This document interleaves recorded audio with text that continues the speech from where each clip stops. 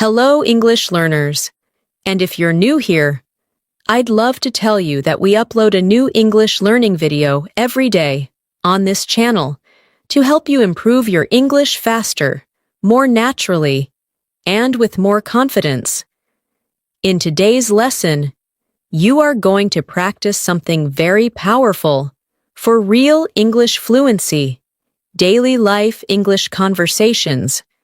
This means you will listen to natural English that people really use in everyday situations, and at the same time, you will build your understanding of how English works in real life. In this episode, you will not only improve your English listening skills, but also strengthen your English writing, vocabulary, sentence flow, and overall speaking confidence. Today, we are going to explore daily life English, conversations, in a deeper and more useful way. You will learn how to understand natural English in common situations, how to notice advanced English phrases inside simple daily communication, and how to use those expressions to sound more fluent and more natural when you speak. We will go through real-life style examples that will help you catch natural sentence patterns, improve your comprehension, and build stronger English, step by step. Whether you are talking about your routine, asking for help, making plans, sharing opinions, solving small problems, or simply trying to express yourself more clearly, this lesson will help you feel more comfortable with real English, and by the end of this video, you will have learned many useful daily expressions and advanced phrases that can help you become a more fluent and confident English speaker. Before we begin, make sure to subscribe to the channel and press the bell icon. If you want more helpful English learning lessons like this every day, so grab a pen and paper, relax, focus, and let's get started.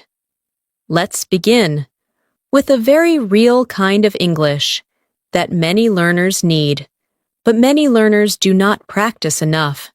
The kind of English people use when the day is already moving, when plans are changing, when someone is a little tired, a little busy, and still needs to communicate clearly. Imagine this scene. Olivia has just finished work in downtown Chicago, and her friend Ethan sends her a message, asking if she is still free to meet. Olivia replies, "I'm wrapping things up right now, but I can meet you in about 20 minutes. That sentence is natural, useful, and very common. I'm wrapping things up right now is much more advanced and natural than simply saying, I am finishing. Native speakers often use phrases like wrap things up, head out, run a little late, and catch up in daily conversations. So if Olivia says, I'm wrapping things up right now, and then I'll head out, she sounds smooth, natural, and fluent. If Ethan replies, no problem, I'm just grabbing a coffee and killing time until you get here, that is another powerful example. Killing time means using time while waiting. It does not mean anything violent here. It is simply a very common English expression. Already, in one tiny situation, you can hear how daily life English includes short but powerful phrases that make speech sound more advanced. Now, listen carefully to how this kind of conversation grows in a natural way. Ethan says, take your time. Traffic is usually a mess around this hour anyway. Olivia says, yeah, that's true. I might take the train instead of driving. Ethan answers, that's probably your best bet. The phrase, your best bet, means your smartest or safest option. This is exactly the kind of phrase that helps you sound more natural in English. You do not always need long, difficult vocabulary to sound advanced. Very often, advanced English means using the right phrase at the right moment. That's probably your best bet. Sounds much more fluent than, that is the best option for you. Both are correct, but one sounds more natural in everyday speech. This is an important lesson for you. Fluency is not only about grammar, fluency is also about rhythm, so phrase choice, and knowing how people actually speak. In real situations, let's practice this together in a way that helps your listening and speaking at the same time. I will give you a situation, then I will show you a natural response, and then I want you to imagine saying it out loud. Chloe is texting her brother Ryan because she is on her way to meet him at a bookstore in Seattle. She writes, I'm almost there, but I may be a few minutes behind.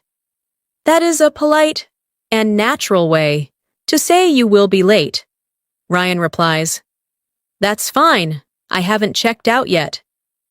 Notice that he does not say, I did not pay yet. He says, I haven't checked out yet. That phrase is tied to the situation, and that makes the English feel real. Then Chloe says, Perfect. I was worried I'd keep you waiting. Ryan replies, Don't worry about it. I'm in no rush. That expression, I'm in no rush, is another excellent daily phrase. It means, there is no need to hurry. Now, say these ideas in your mind. I may be a few minutes behind. I haven't checked out yet. I was worried I'd keep you waiting. I'm in no rush. These are the kinds of lines that appear again and again in daily life. One thing that will help you build advanced English faster is learning how simple situations connect to emotional meaning. For example, when someone says, I was worried I'd keep you waiting, they are not only giving information, they are showing politeness, care, and social awareness. Daily conversations are full of these emotional signals. That is why learning English through daily life conversations is so effective. You are not just memorizing vocabulary. You are learning how people manage relationships, show respect, express uncertainty, and react naturally. Let's take another example. Madison calls her friend Ava and says, Hey, I hate to do this, but I need to rain check on dinner tonight. Rain check is a wonderful phrase. It means you cannot do something now, but you want to do it later. Ava replies, Oh no, everything okay? Madison says, Yeah, everything's fine. Work just piled up at the last minute. The phrase, piled up, means accumulated quickly. Then Ava says, Got it, we can do it another time. Madison answers, Thanks for being understanding. I really appreciate it. This is everyday English, but it is rich, with advanced, natural phrase patterns. Now, let's slow down and examine why these phrases matter so much. I hate to do this is softer and more polite than I cannot come. I need to rain check sounds natural and friendly. Work piled up gives a clear picture.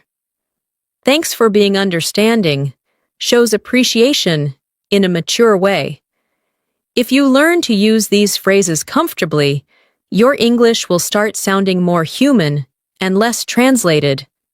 That is the goal. You do not want to sound like a dictionary. You want to sound like a person. So here is a short speaking exercise in paragraph form for you.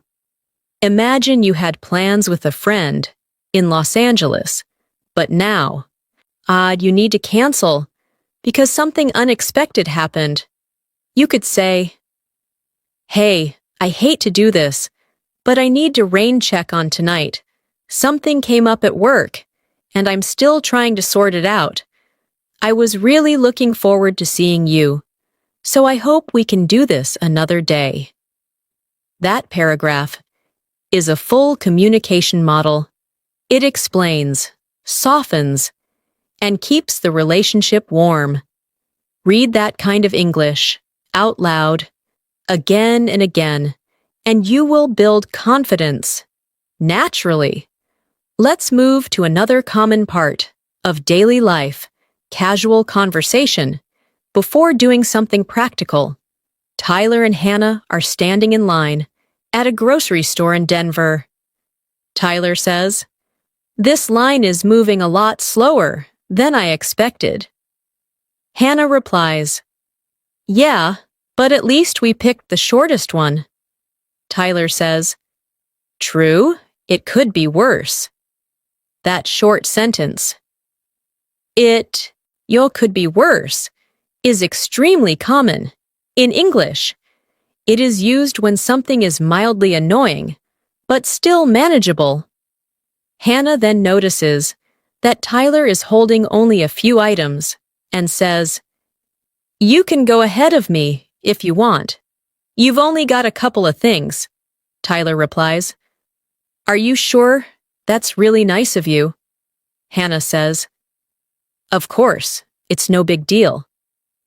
"It's no big deal" is another daily phrase you should own. It means something is not a problem. Small interactions like this are full of useful English because they teach tone, politeness, and natural response patterns. Now, imagine this same kind of situation, but you are the one speaking. You are in a store in Boston, and someone lets you go ahead in line. Do not answer with a flat, textbook sentence only. Try something warmer and more natural. You could say, "Really? Thanks. I appreciate that. I'm in a bit of a hurry today." Or, "That's kind of you. I'll be quick." Or, if you want to refuse politely, "Thanks, but you're fine. I can wait." All of these responses sound more socially natural than simply saying, "Thank you." Simple English is good, but rich, natural English helps you connect better. That is why we are not only studying words today, we are studying social fluency, how English moves between people in ordinary life. A very important area of daily conversation is making small adjustments when plans are not exact. Real life is rarely perfect. People arrive late, forget things, change locations, or need more time. So you need English that can handle that smoothly. Imagine Emma is meeting her friend Lauren near a movie theater in Austin. Lauren texts, "I'm here, but I think I'm on the wrong side of the building." Emma replies, "No worries, stay where you are, and I'll come find you." That phrase, "stay where you are," is practical and natural. Then Lauren says, "I'm standing near the side entrance, next to a taco place." Emma answers, "Okay, I know exactly where that is. Be there in a second." Be there in a second does not always mean exactly 1 second. It means very soon. Then when Emma arrives, Lauren says, "Sorry about that. I got turned around." That expression, "I got turned around," means I became confused about direction. This is a beautiful daily way phrase because it sounds so natural and common. If you say only, I was confused. That is correct. But I got turned around. Sounds more native. In that exact situation, let's build your practice with a longer example. Imagine you are meeting someone in San Diego, but you cannot find the entrance to the building. You call your friend and say, "Hey, I'm here, but I think I came in on the wrong side. I'm near a parking garage, and I'm not seeing the main entrance anywhere. I may have gotten turned around. Can you tell me where you are? Or should I just stay put?" That is excellent. Daily life English. It is descriptive, calm, and realistic. Now, so imagine the reply. "Yeah, stay put. I know where that is. I'm heading your way now. You're actually closer than you think." That line, "You're actually closer than you think," is very natural and encouraging. Read this whole exchange, slowly, then again, with confidence. This is how you train your ear and your speaking at the same time. Another powerful area of advanced daily English is soft opinion language. In real conversations, people do not always speak in absolute ways. They soften their opinions to sound thoughtful, polite, or open-minded. For example, Megan and Caleb are deciding where to eat in Portland. Megan says, "I'm kind of in the mood for something light." Notice the phrase, "kind of in the mood for." That is very useful. Caleb says, "I was thinking the same thing, actually." Megan continues, "There's a place, Sasha around the corner, that has really good salads and sandwiches." Caleb says, "That sounds good to me. I'm not too picky." Then Megan adds, "The only downside is that it gets pretty crowded around this time." Caleb replies, "That's okay, as long as the food is worth it." I'm in. In that short exchange, you hear soft opinion, agreement, a mild concern, and a flexible response. This is exactly how many daily conversations work. Here's what I want you to notice. "I'm kind of in the mood for something light" sounds softer than "I want light food." "I was thinking the same thing" creates connection. The only downside is introduces a concern in a smooth way. As long as the food is worth it, I'm in. Shows easygoing agreement.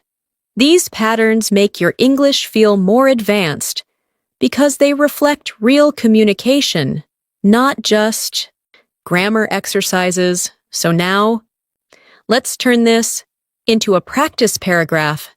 Imagine your friend asks what you want for dinner, and you want to sound natural and fluent.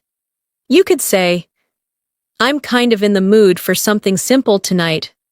I don't want anything too heavy, and I'd rather go somewhere quiet, if possible. There's a place downtown that I've been meaning to try, but I've heard it gets crowded after 7. Still, if the food is good, I'd say it's worth a shot." That is strong, natural, everyday English with advanced phrasing. "I've been meaning to try" is another useful expression. It means you have wanted to do something for some time. Let's continue with one more daily situation that learners often need: checking on someone, following up, and staying connected. Daily conversations are not always about requests or plans. Sometimes they are about care and attention. Sophie texts Daniel and says, "Hey, just checking in. How did your interview go?" Daniel replies, "Honestly, I think it went pretty well. I was nervous at first, but once we got into the conversation, I felt more at ease." That phrase, more at ease, means more comfortable. Sophie says, "That's great to hear. I had a feeling you'd do well." Daniel answers, "I hope so. It's hard to tell sometimes, but at least I know. I gave it my best shot." "I gave it my best shot" is a beautiful daily expression. It means, I did my best. Sophie then replies, "That's all you can do. Now, try not to overthink it." "Try not to overthink it" is another very natural line. This is daily English, at its best, supportive, real, and emotionally intelligent. Now, practice a similar style with your own voice. Imagine a friend in Nashville had a big presentation today, and you want to check on them afterward. You might say, "Hey, just wanted to check in and see how your presentation went. I know you were preparing for it all week, so I've been thinking about you. I hope it went smoothly, but even if it felt a little stressful, I'm sure you handled it well." That paragraph sounds caring and natural. If your friend replies, "It went better than I expected. Honestly, I stumbled a little in the beginning, but then I found my rhythm." That gives you even more useful English. "I stumbled a little in the beginning," and "I found my rhythm" are both excellent phrases for real conversation. As you keep listening to these situations, you should begin to notice a very important truth. Advanced English is not separate from daily English. Advanced English grows inside daily English when you start choosing better phrases, softer transitions, more natural responses, and more expressive sentence patterns. You do not need to speak in a complicated way all the time. You need to speak in a natural way with control, awareness, and flexibility. That is how fluency develops. So keep listening carefully, keep repeating the natural phrases, and keep imagining yourself inside these real-life situations. That is where your English becomes stronger, clearer, and more alive. Let's keep building this skill by moving into another area where real English becomes more natural and more advanced, handling everyday problems without sounding awkward, too direct, or too simple. This is one of the biggest differences between basics, English, and fluent English. Fluent speakers know how to explain small problems calmly, clearly, and naturally. Imagine this scene in Philadelphia. Grace is at a cafe, waiting for her order, and after several minutes, she notices that people who ordered after her have already been served.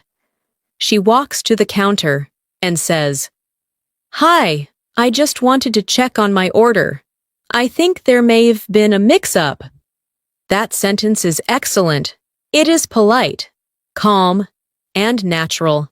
She does not say, "Where is my food?" She says, "I just wanted to check on my order." And then, "I think there may have been a mix-up." That phrase, "there may have been a mix-up," is extremely useful. It lets you mention a problem without sounding aggressive. The employee replies, "Oh, let me take a look. I'm sorry about that." Grace says, "No worries. I just wanted to make sure it didn't get missed." Again, that is natural daily English. "I just wanted to make sure it didn't get missed" sounds much smoother than "you forgot it." Now, say pause and notice the emotional intelligence in that exchange. Grace is not only speaking English, she is managing the tone of the situation. She is protecting the conversation from becoming tense. This is what fluent daily communication often looks like.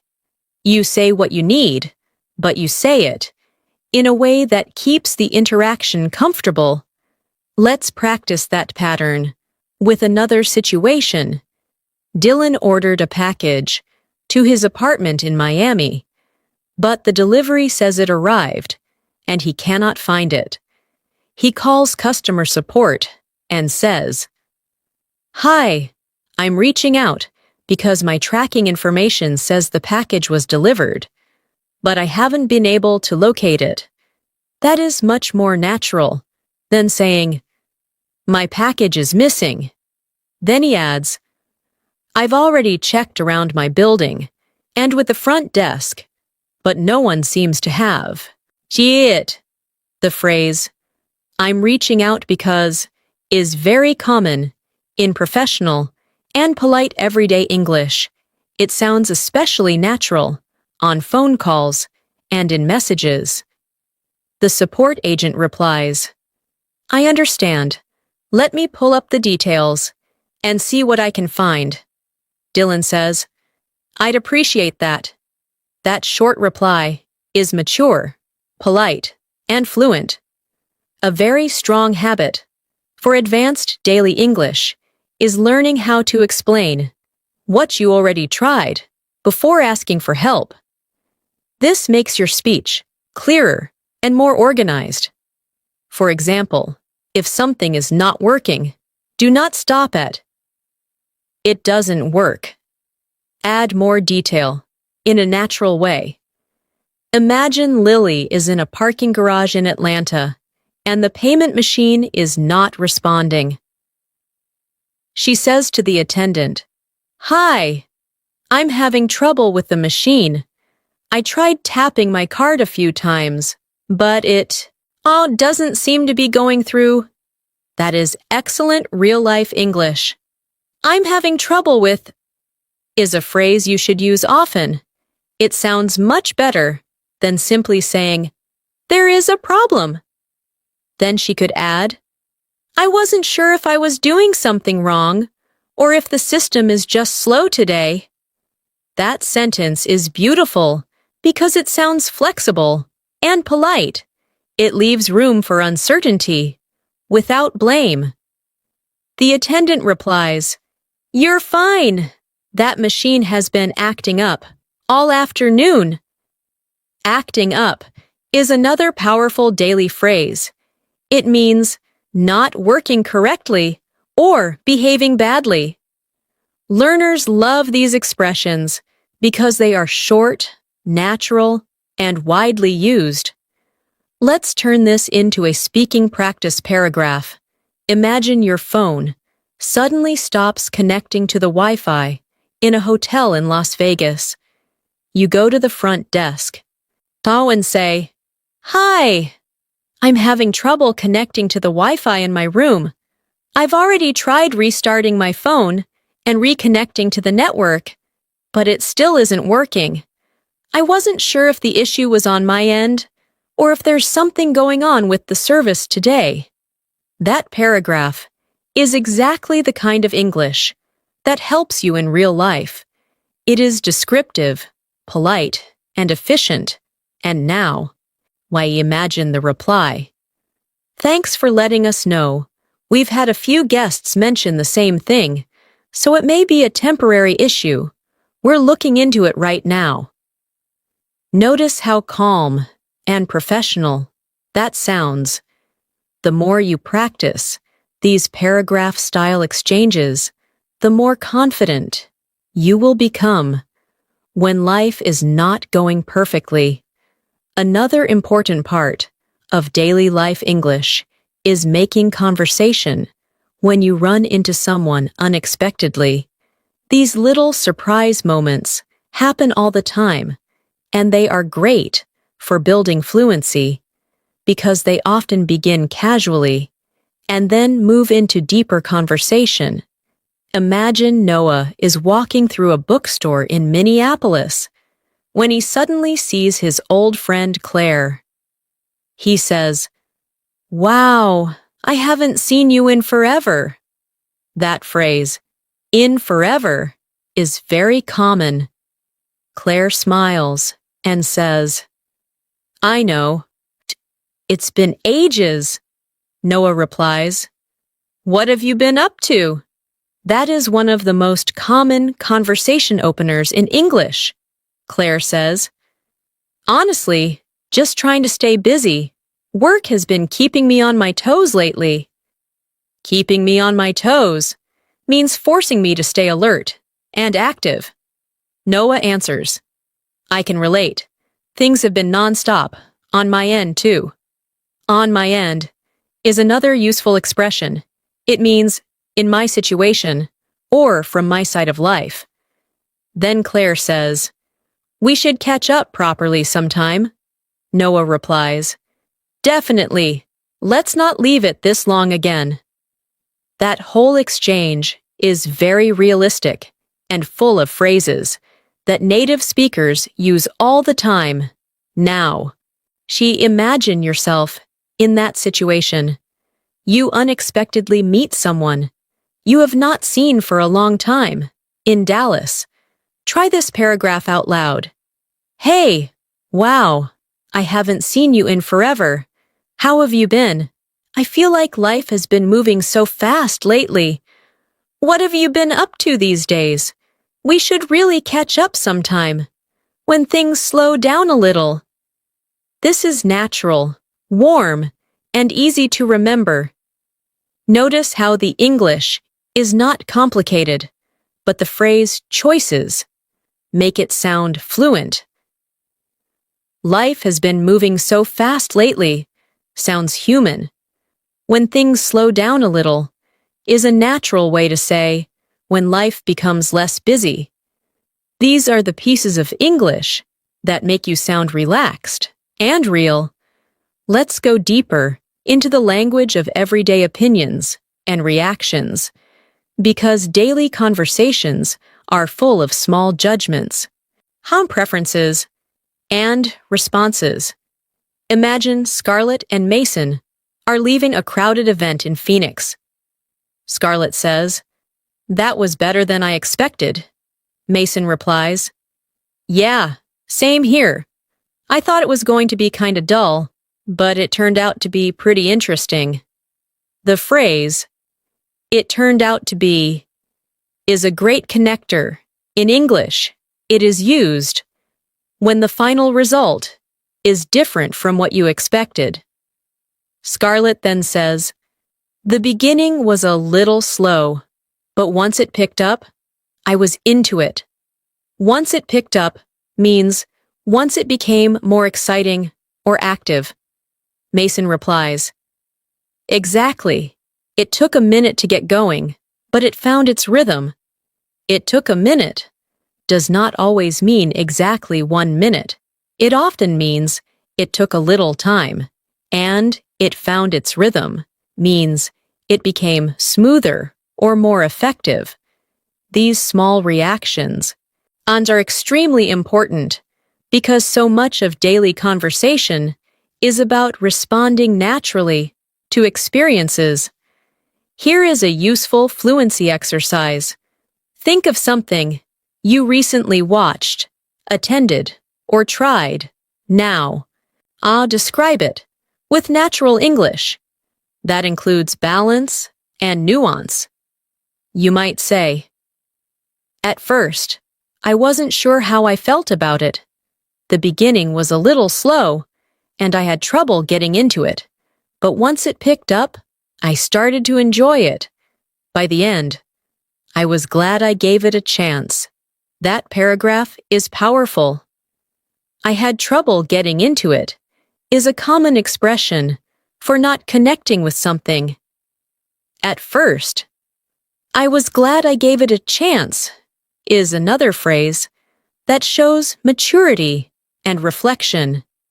This is how your daily English starts becoming advanced, not by becoming harder, but by becoming more expressive. A major area where fluent speakers sound natural is in the language of errands and responsibilities. Daily life includes appointments, schedules, delays, forgotten items, follow-ups, and short updates. Let's practice this with a very real situation. Abigail is calling her brother Logan from Charlotte. She says, "Hey, I'm on my way, but I had to make one quick stop before heading over." Logan replies, "No problem. I'm still getting things ready here." Abigail continues, "I shouldn't be too much longer. Traffic has been a little unpredictable today." Logan says, "That's fine. Just keep me posted." The phrase, "keep me posted," is a high-value daily phrase. It means, keep me updated. Abigail then says, "Will do." Short, simple, fluent. Later, she texts, "I'm about 10 minutes out." That means she will arrive in about 10 minutes. These small phrases are everywhere in real English. On my way. One quick stop. Getting things ready. Keep me posted. I'm about 10 minutes out. If you master these, your daily speech becomes much more natural. Now, let's stretch that into a longer paragraph that you can practice, like a mini monologue. "Hey, I'm on my way now, but I had to make one quick stop before heading over. I'm not too far, though, and I should be there soon. Traffic has been a little unpredictable, so I may arrive a few minutes later than I thought, but I'll keep you posted in case anything changes." Read that slowly, then read it again with more flow. This kind of paragraph teaches control, sequencing, and tone.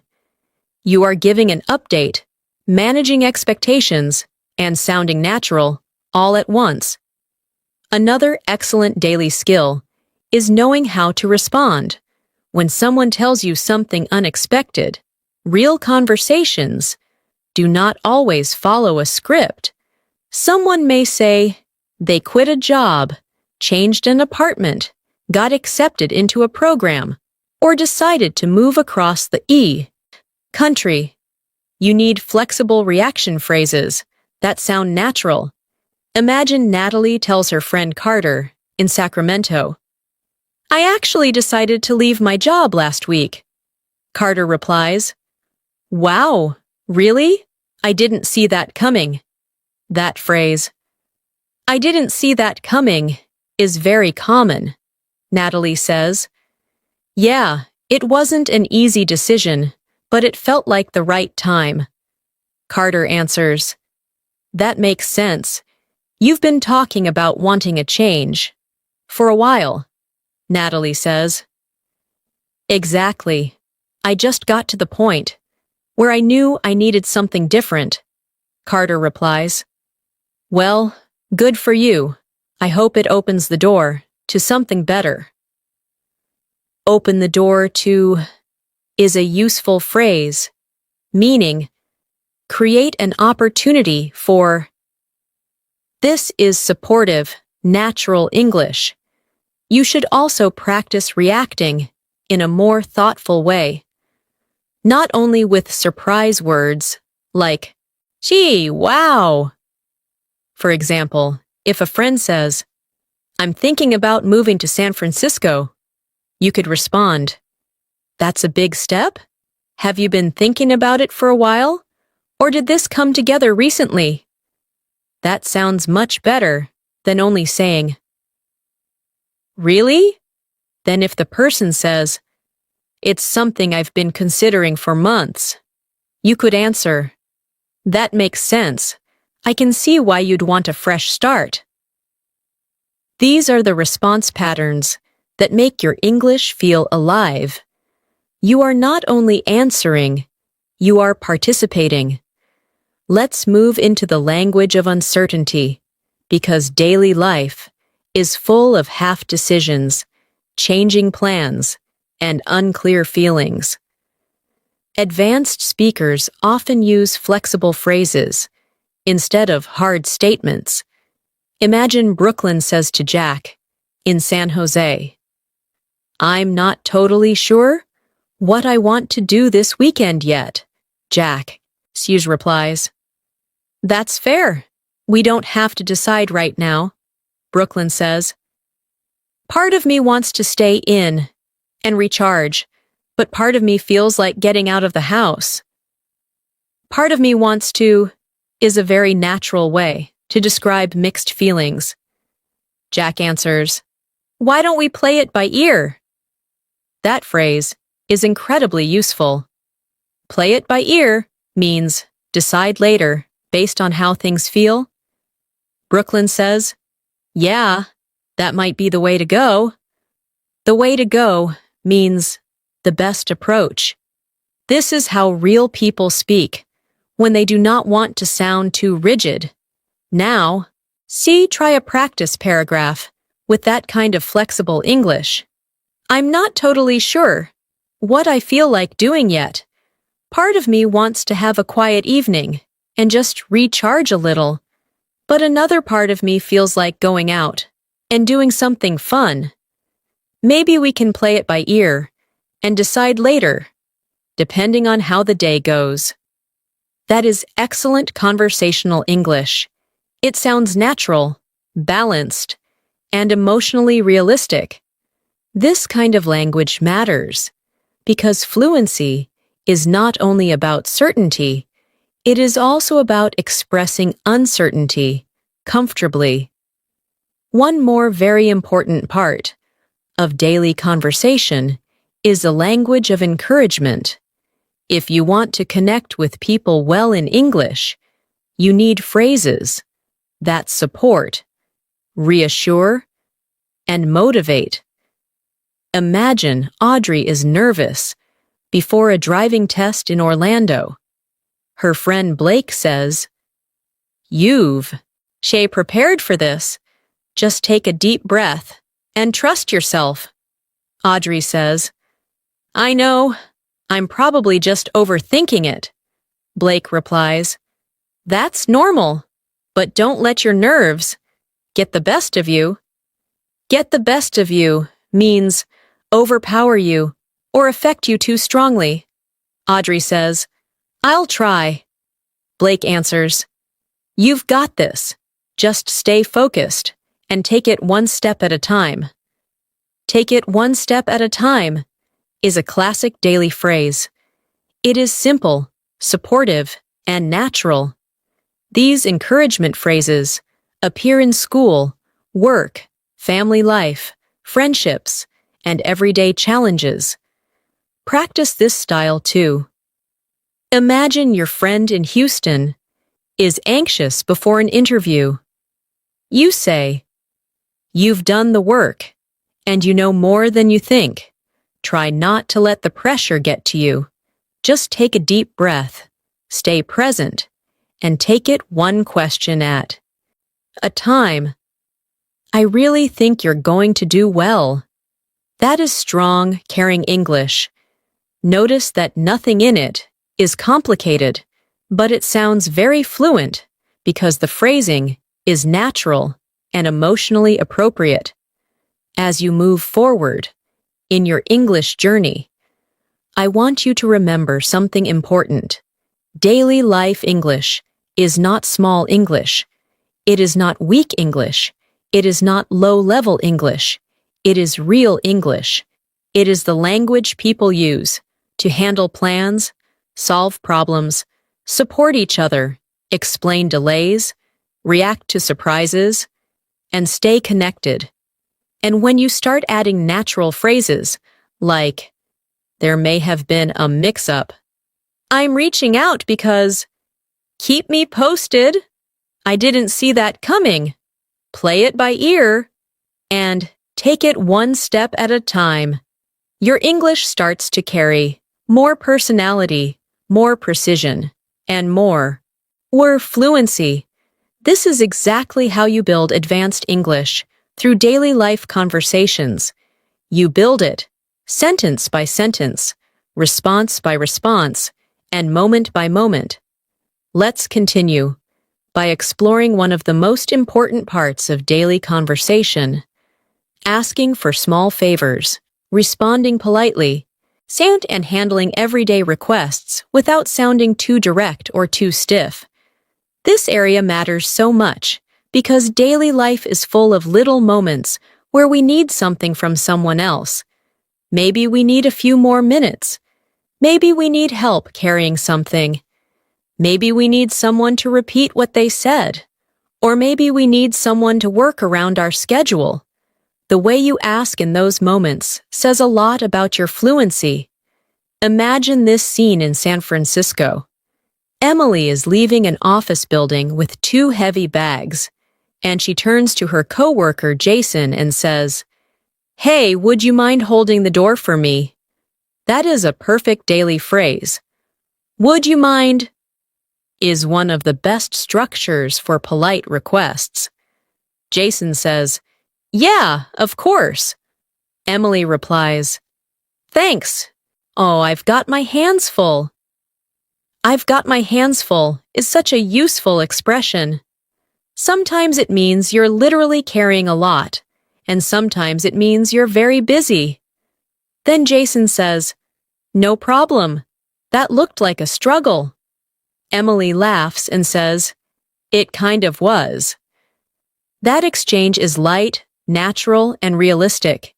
You can hear how simple English becomes more advanced when the phrases sound real and socially natural.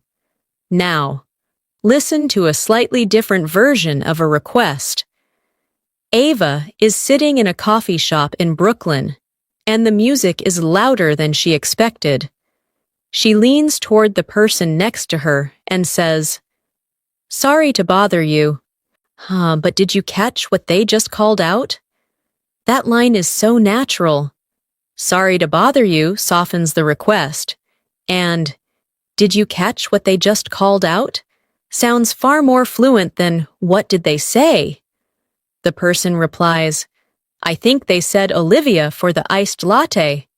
Ava says, "Oh, that might be me. Thanks." Then the person answers, "No problem." In daily English, those tiny conversations happen all the time. What makes them useful is not only the vocabulary, it is the tone. The phrases help you sound considerate and relaxed. If you can speak like that, people will find your English easy to understand and pleasant to respond to. A great way to sound more advanced is to learn how to ask for help while showing awareness of the other person's time or effort. For example, instead of saying only, "Help me with this," you can say, "Chewy, could you give me a hand with this when you have a second?" That is excellent everyday English. Give me a hand means help me. When you have a second does not literally mean 1 second. It means when you have a little time. Imagine Lauren is trying to lift a small table in her apartment in Denver, and she says to her roommate Tyler, "Could you give me a hand with this when you have a second?" Tyler replies, "Yeah, let me just finish this text." Lauren says, "Sure, no rush." Then Tyler comes over and says, "Where do you want it?" Lauren answers, "Right by the window should be fine." This kind of language is calm, practical, and full of fluency markers. "Should be fine" is another phrase you should notice. It sounds softer and more natural than "put it there."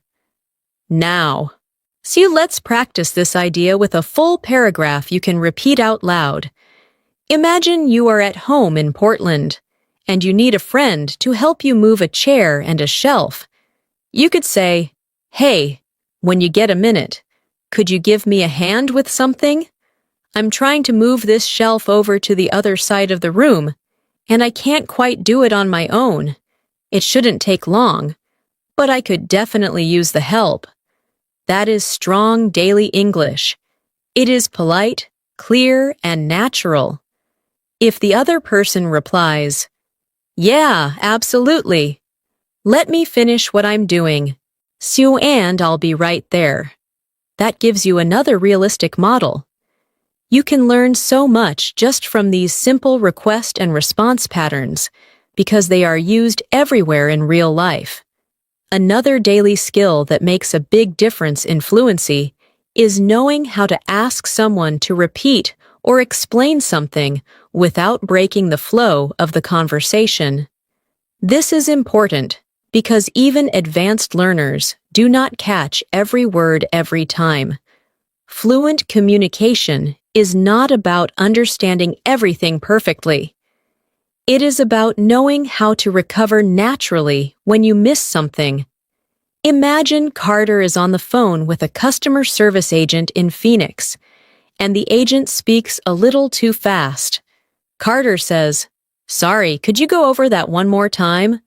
That phrase, "You go over that one more time," is wonderful. It sounds calm and natural. He could also say, "Sorry, I didn't quite catch that last part." That is much better than saying, "What?" Another useful phrase is, "Could you slow down just a little?" That sounds polite and direct without sounding rude. If the agent repeats the information, Carter can say, "Got it. Thanks. That makes more sense." That makes more sense is a useful response because it shows you understand now. Let's make this even more practical. Imagine you are speaking to someone in Los Angeles, and they give you directions very quickly. A fluent response could sound like this. "Sorry, I'm with you up until the parking garage, but after that, I'm a little lost. Could you walk me through that part again?" That is excellent. "I'm with you up until" means I understand until that point. Then, "Could you walk me through that part again?" means explain it step by step. If the person explains again, you could respond, "Okay, now, I see what you mean." Or you could say, "All right, that clears it up." That clears it up means now it is clear. These are the small adjustments that help conversations stay comfortable even when you miss information. Let's move into the language of daily misunderstandings, because these are incredibly common and very useful for fluency. Sometimes you misunderstood a plan. Sometimes you thought someone meant one thing, but they meant something else. In those moments, Natural English can help you correct the situation without stress. Imagine Megan and Owen are texting about meeting in downtown Nashville. Megan arrives at one cafe, but Owen is somewhere else. Megan texts, "Hey, I'm here, but I'm not seeing you." Owen replies, "Wait, which location did you go to?" Megan says, "The one on Fifth Avenue." Owen responds, "Oh, I think we got our wires crossed. I meant the one near the river." "We got our wires crossed" is a fantastic phrase. It means there was a misunderstanding. Megan says, "Ah, got it." That explains it. Owen replies, "Sorry about that. I should have been more specific." That line is natural and mature. Megan says, "No worries. I can head over there now." Notice how nobody sounds angry. Everybody is simply solving the problem through good communication. Now, so say this kind of English with your own voice. Imagine you went to the wrong movie theater in Tampa because of a misunderstanding. You call your friend and say, "Hey, I think we may have gotten our wires crossed. I came to the theater near downtown, but I'm starting to think you meant the one out by the mall." That would explain why I'm not seeing you anywhere. That paragraph sounds fluent because it explains the situation clearly and naturally. Then your friend might reply, "Yeah, that's on me. I should have clarified which one I meant." And you could answer, "It's all good. I can still make it, but I'll be a little later than planned." Another very important daily topic is the language of preferences when you are trying to be polite and flexible. Real conversations are often not about strong demands. They are about small preferences, suggestions, and willingness to adapt. Imagine Charlotte and Benjamin are deciding where to sit in a restaurant in Seattle. Charlotte says, "Do you want to sit inside, or would you rather be out on the patio?" Benjamin replies, "Either one works for me, but I'd lean toward sitting outside if it's not too chilly." "I'd lean toward" is a great advanced phrase. Charlotte says, "Yeah, I was thinking the same thing." Benjamin adds, "As long as it's not too windy, I'm good with that." There it is again. As long as is one of the most useful structures in daily English. Charlotte replies, "Let's give it a try. We can always move if we need to." Now, let's stretch that into a practice paragraph. Either option works for me. Honestly, but I'd probably lean towards somewhere quieter if possible. I don't mind a busy place, but if we're planning to talk for a while, I think it would be easier if we went somewhere a little less crowded. That said, I'm flexible, so whatever makes the most sense is fine with me. That is beautiful daily English. It is balanced, natural, and mature. Let's continue with another kind of real-life conversation. Stopping by someone's place, arriving, and easing into social interaction naturally. Imagine Hannah is visiting her friend Blake in Austin for the first time in a few months. She knocks on the door, and Blake opens it with a smile. Hannah says, "Hey, it's been a while." Blake replies, "I know, come on in." Hannah steps inside and says, "Thanks, I hope I'm not too early." Blake answers, "Not at all. You're right on time." Hannah then says, "Good. I wasn't sure how traffic was going to be." Blake replies, "You actually made great time." Then Hannah looks around and says, "This place looks really nice. You've done a lot with it." Blake answers, "Thanks. I'm still getting settled, but it's starting to feel like home." A strong fluency habit is learning how to transition from arrival to conversation smoothly. Imagine you arrive at a friend's apartment in Chicago. Instead of standing there silently, you could say, "Thanks for having me over. It's good to finally see this place in person. You were right, it does have a great view. And I'm glad I left when I did, because traffic started getting heavier the closer I got." Now, let's talk about giving compliments in a natural way, because compliments are a regular part of friendly daily conversation. Imagine Sophia meets her friend Mason in San Diego, and Mason is wearing a new jacket. Sophia says, "That jacket looks really good on you." Mason replies, "Thanks, I just got it last week." Sophia says, "It suits you." Mason answers, "I almost didn't buy it, but I'm glad I did." Sophia says, "Yeah, it was a good call." These kinds of compliments sound natural because they are simple and specific. Here is a practice paragraph.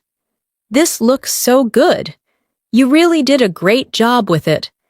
I like how everything feels open and comfortable without looking too crowded. It all comes together really nicely." Another area where daily English becomes advanced is in the language of mild discomfort or low energy.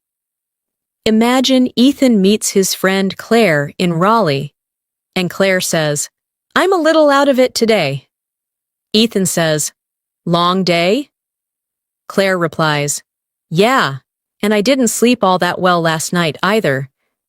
Ethan says, "That'll do it." Claire adds, "I'm hoping a coffee helps me snap out of it."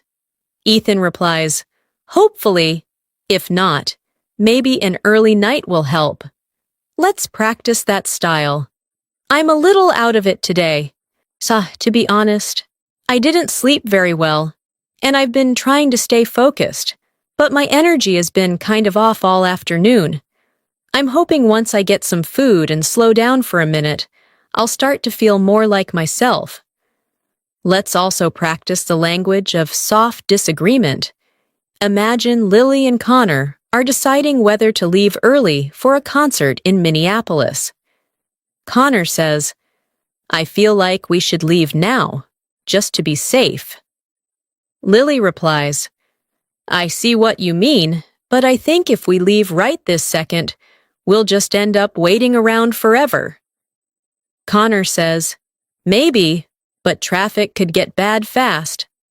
Lily answers, "That's true. How about we split the difference and leave in 15? Here is a practice paragraph. I get where you're coming from, and I don't think that's a bad idea. I just wonder if we might be overthinking it a little. Maybe there's a middle ground that makes sense for both of us. One more daily pattern is following through after a conversation. Imagine Audrey and Jake are wrapping up lunch in Charleston. Audrey says, "This was nice. We should do this again sometime." Jake replies, "Definitely. Next time, lunch is on me." Audrey says, "All right, I'm holding you to that." Jake laughs and says, "Fair enough. I'll text you later this week." Now, imagine your own version. It was really good catching up. I'm glad we made this happen. Let's not wait so long next time. Send me a message when your schedule clears up, and we'll figure something out. As your English grows, keep paying attention to this idea. Advanced English often lives inside ordinary moments. It is there when you say, "Would you mind holding the door?" It is there when you say, "I didn't quite catch that." It is there when you say, "I think we got our wires crossed." Or, "I'd lean towards sitting outside." Or, "I'm a little out of it today." Or, "Maybe we can split the difference." These are real daily tools, and the more you practice them, the more natural your English will sound, and the more confident you will become. Let's keep moving deeper into the kind of daily English that helps you sound calm, capable, and naturally fluent in everyday situations. The English people use when they need to coordinate plans, explain themselves clearly, how to respond to changing situations, and stay socially comfortable at the same time. One thing that happens constantly in real life is that people make plans that are only half-formed at first. They are not always certain about the exact time, the exact place, or the exact order of events. So they use flexible English. That sounds open and natural. Imagine this scene in Seattle. Rachel texts her friend Tyler and says, "I'm still figuring out my schedule for later, but I should be free sometime after 6. That sentence is useful because it gives information without sounding too fixed. Tyler replies, "That works. Just let me know. Once you have a better sense of your timing." "Once you have a better sense of your timing" is an excellent phrase. It sounds thoughtful and natural. As Rachel says, "Will do. I'm just waiting to hear back from one person first." Tyler answers, "No rush. We can keep it loose for now." Keep it loose is a great daily expression. It means stay flexible and not overplan. Already, in this short exchange, you can hear how fluent speakers leave room for life to move naturally. Now, imagine you are in a similar situation in Denver, and someone asks if you are available in the evening, but you are not fully sure yet. A strong response could sound like this: "I think I should be free later, But I'm still trying to nail down a couple of things first. I don't want to commit too early and then have to back out. So let me check on one thing, and I'll get back to you. That paragraph is filled with useful daily English. Nail down means confirm exactly. I don't want to commit too early is very natural. Back out means cancel something you agreed to. And I'll get back to you is one of the most valuable daily expressions in English. It means I will contact you later with an answer. These are the kinds of phrases that make your English sound more advanced because they show social awareness and natural timing. Another huge part of daily life English is handling the small follow-up messages that keep relationships smooth.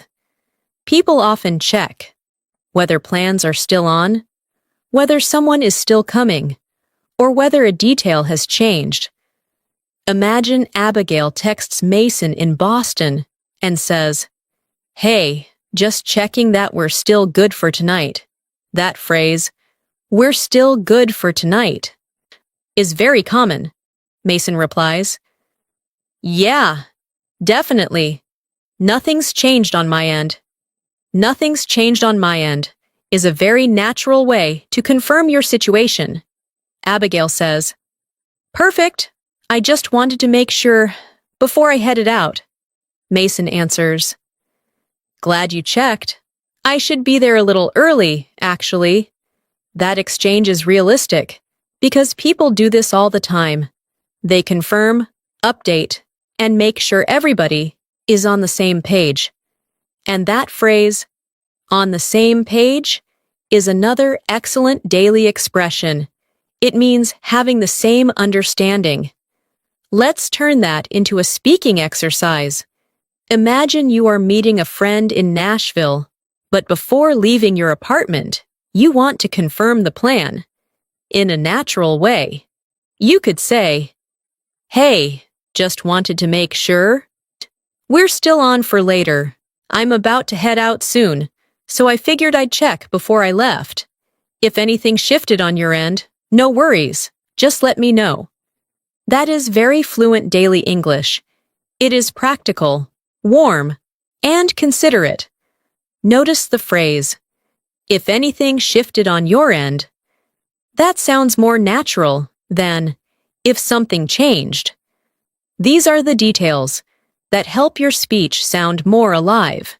A very useful area of daily conversation is the language of small apologies when something minor goes wrong. Fluent speakers apologize in ways that match the size of the problem. They do not always use dramatic language. Sometimes they simply smooth the moment over with a natural phrase. Imagine Chloe arrives a little late to meet her friend Ethan in Austin. She says, "Sorry, that took longer than I expected." Ethan replies, "You're fine. I just got here myself." Chloe says, "Okay, good. I was worried I'd kept you waiting." Ethan answers, "Not at all. That is all simple, but very natural. Now, imagine a slightly different situation in Chicago. James forgot to bring something he promised. He says, "Ah, that's my fault.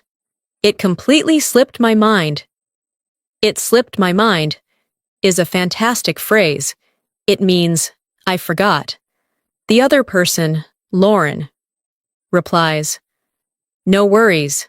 We could deal with it later." James says, "I'll bring it next time, for sure." This is exactly how people handle little mistakes in daily English, directly, but lightly. Now, practice your own version. "Sorry, I meant to send that earlier, but it completely slipped my mind. So the afternoon got away from me, and by the time I remembered, it was already later than I realized." That paragraph sounds very natural. The afternoon got away from me, is another useful phrase. It means time passed faster than expected, often because you were busy. This type of English is perfect for texts, calls, or in-person conversation. It makes you sound fluent because it matches how people really explain small delays and forgetfulness. Let's explore another area that matters a lot in daily life: setting gentle boundaries. This is important because fluent communication is not only about saying yes, it is also about saying no, or not now, in a respectful and natural way. Imagine Madison is invited to something in Los Angeles, but she feels tired and needs a quiet evening. Her friend Noah says, "A few of us are heading out later, if you want to come." Madison replies, "That sounds fun, but I think I'm going to sit this one out." Sit this one out is a very natural phrase. It means choose not to join, this time. Noah says, "No problem, maybe next time." Madison answers, "Yeah, I've just had a long week, and I'm trying not to run myself into the ground." Run myself into the ground means exhaust myself completely. Noah replies, "That makes total sense. Get some rest." This is daily English with emotional maturity. Madison is honest, but she is also warm and socially smooth. Here is a practice paragraph in that style. "Thanks for thinking of me. I'd love to see everyone, but I think I'm going to sit this one out tonight. So it's been a long week, and I'm feeling a little drained, so I'm trying to listen to my body and take it easy when I can." That sounds very natural. Notice, I'm feeling a little drained. Listen to my body and take it easy. These phrases are very common in modern daily English. They allow you to express a boundary without sounding cold. Fluency includes this skill too, knowing how to protect your time and energy with natural language.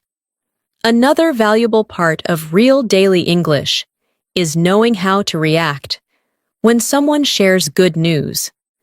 If all you ever say is good or nice, your English may sound flat, even if your grammar is correct.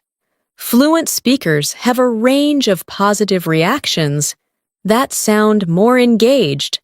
Imagine Emma's friend Caleb in Portland says, "I finally found an apartment." Emma replies, "No way, that's awesome." Caleb says, "Yeah, I signed the paperwork this morning." Emma answers, "That's such a relief, I'm sure." Caleb says, "It really is. I'd been stressing about it for weeks."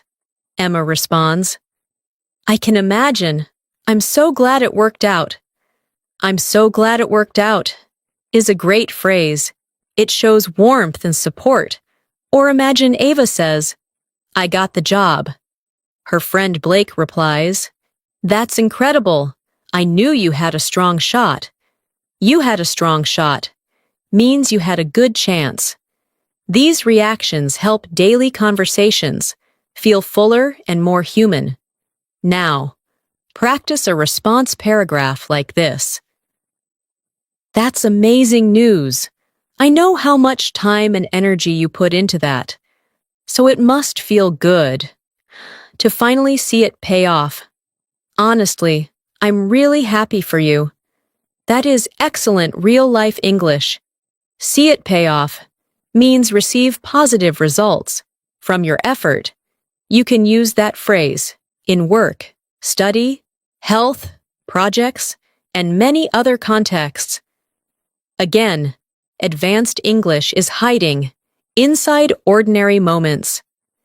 That is how daily conversation turns into real fluency, little by little, phrase by phrase, and one natural interaction at a time. Now, let's move into another deeply useful part of daily English, the kind of language people use when they are moving through normal responsibilities. talking about what needs to get done, explaining what happened during the day, and staying connected with others while life keeps moving. This is where a lot of learners start sounding more fluent because daily conversation is not always dramatic. Very often, it is about simple updates, small reactions, practical decisions, and natural follow-up. Imagine this scene in Chicago. Emma meets her friend Chloe after work, and Chloe says, "I feel like today just flew by." That phrase, "the day just flew by," is very common. It means time passed very quickly. Emma replies, "Same here. I had so much to do that I barely looked at the clock." "I barely looked at the clock" gives a very natural picture. Chloe says, "I thought I'd get everything done by lunch, but one thing led to another."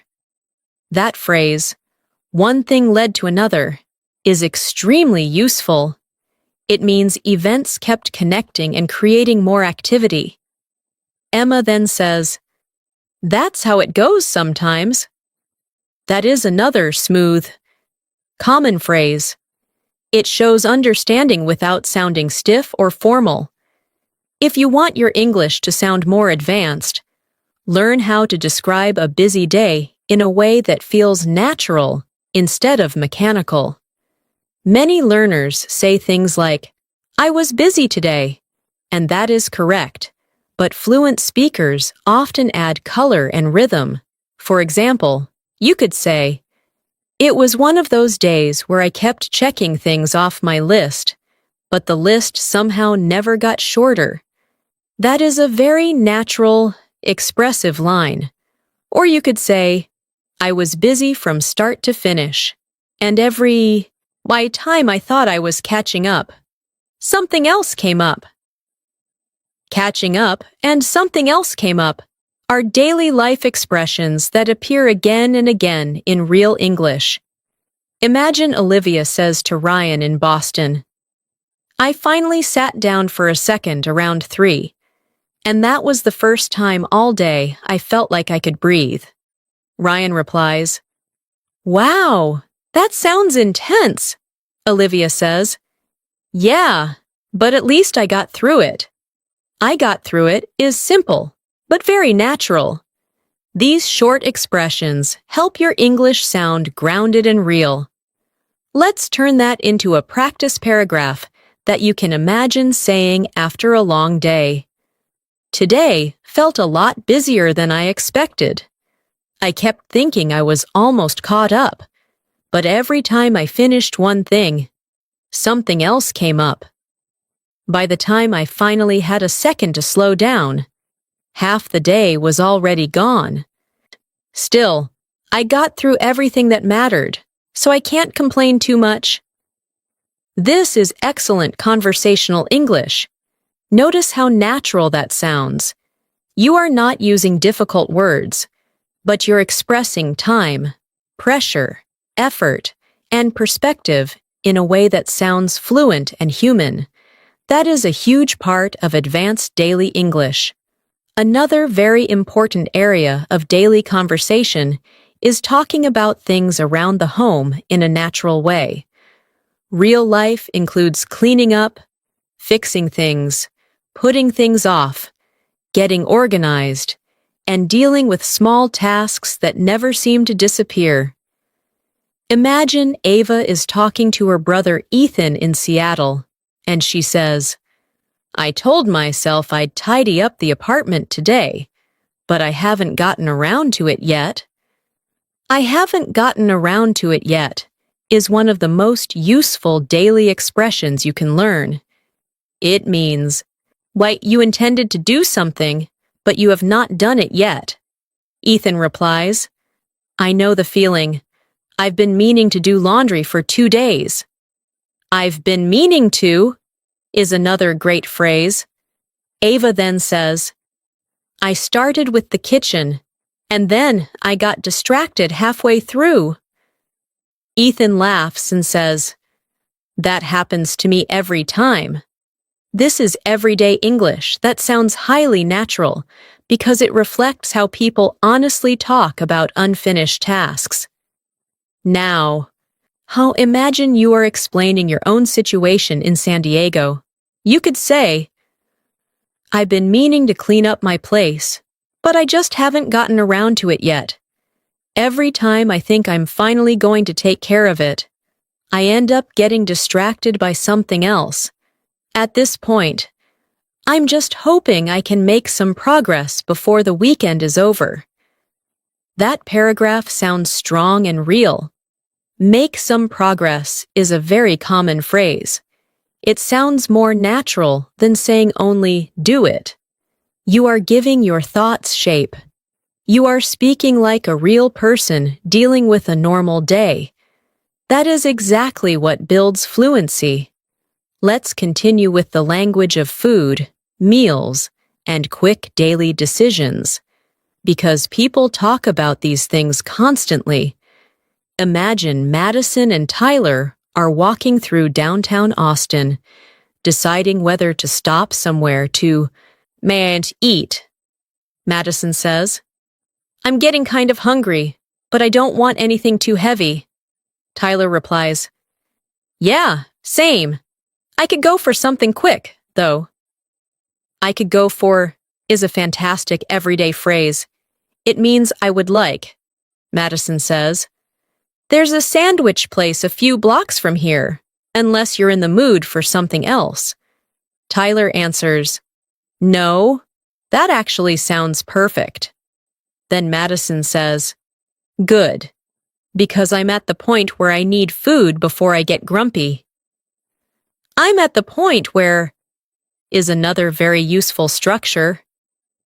Tyler laughs and says, "Fair enough, let's not push it." This exchange is full of daily phrases that native speakers use naturally all the time. Practice this kind of English out loud. "I'm starting to get hungry, but I'm not really in the mood for a huge meal. I could go for something simple, maybe a sandwich or a salad, just enough to hold me over for a while. If we find a place nearby, that would probably be ideal." That is clear, natural, and fluent. "Hold me over" is another wonderful phrase. It means keep me satisfied until later. This kind of language is useful in restaurants, while making plans, when texting a friend, or even when talking to coworkers. Daily life. English becomes powerful when it can move easily through these small and normal moments. Another area that makes a huge difference in fluency is knowing how to react naturally when something is inconvenient, but not a disaster. Real life is full of mild inconvenience. A line is longer than expected. The bus is delayed. A store is out of what you wanted. A call takes longer than planned. Fluent speakers have many ways to respond without sounding too negative. Imagine Noah is at a grocery store in Denver looking for a certain item, but the shelf is empty. He says, "Looks like they're out again." His friend Sophie replies, "Yeah, I've noticed that too. It seems like every time I come here, they never have it." Noah says, "I guess I'll have to make do with something else." Make do with is a highly useful phrase. It means manage with a less ideal option. Sophie says, "That's probably your best bet." Then Noah shrugs and says, "It's not the end of the world." That phrase is very common when something is annoying, but not serious. If you use language like this, you start sounding much more comfortable in English. Try your own practice paragraph with that tone. "They didn't have exactly what I was looking for, so I just had to make do with something similar. It wasn't ideal, but it wasn't the end of the world." Either, sometimes you just work with what's available and move on. That sounds calm and mature. It shows you know how to keep perspective, and that is something fluent speakers do very well. English fluency is not only about vocabulary, it is also about attitude and tone. Let's go deeper into the language of invitations and low-pressure social plans, because this is another huge part of daily life. Imagine Lauren texts Caleb in Portland and says, "A few of us might grab coffee later, if you feel like joining." Notice that? She does not say, "Come with us." She says, "If you feel like joining."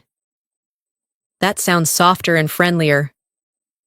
Caleb replies, "That actually sounds nice." "What time are you thinking?" Lauren says. "Nothing set in stone yet. Probably sometime around 5:30. "Nothing set in stone yet" is a fantastic phrase. It means, not completely decided. Caleb replies, "Okay, keep me in the loop." Keep me in the loop means continue giving me updates so I stay informed. Lauren says, "Will do." This is classic daily English, flexible, casual, friendly, and very natural. Now, imagine you are the one making a light invitation in Atlanta. You could say, "A couple of us are thinking about getting coffee later. If you feel like coming along, nothing's set in stone yet, but we'll probably head out sometime after work. No pressure either way. But you'd be more than welcome." That is excellent daily English. Come along. No pressure either way. And you'd be more than welcome all sound natural and socially smooth. This is the kind of English that helps you sound confident without sounding forceful. Another essential daily skill is knowing how to talk about your energy, focus, and mood in a natural way, especially when you are not feeling completely sharp. Imagine Grace sits down with her friend Mason in Philadelphia, and Mason says, "You seem a little off today. Everything okay?" Grace replies, "Yeah, I'm okay. I'm just having a hard time focusing." Having a hard time focusing is a great everyday phrase. Mason says, "One of those days?" Grace nods and says, "Exactly. My brain just feels scattered." "My brain feels scattered" is very natural. Mason replies, "Maybe you just need to reset for a minute." Reset here means pause and recover mentally. Grace says, "Yeah, I think that's part of it. I've been jumping from one thing to the next all day." That phrase, jumping from one thing to the next, is a very real way to talk about a day that feels fragmented or chaotic. Here is a practice paragraph you can use in real life. "I'm okay. I just feel a little scattered today.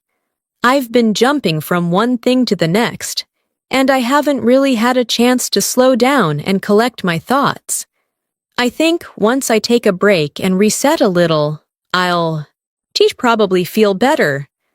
That sounds so much more natural than simply saying, "I am tired." You are describing your state in a richer, more fluent way. This is how daily English grows into advanced English, through small upgrades in phrase choice. Let's also work on the language of running late in a slightly more detailed and natural way. Many learners know how to say, "I will be late," but fluent speakers often explain the situation briefly and smoothly. Imagine Carter texts Olivia in Miami and says, "Hey, I'm running a little behind. I got held up at the office longer than I expected." "Got held up" is a great phrase. It means delayed. Olivia replies, "No worries, I'm still on my way too." Carter says, "Okay, good. I didn't want to leave you hanging." Leave you hanging means leave someone without information or support. Olivia answers, "You're fine. I appreciate the update."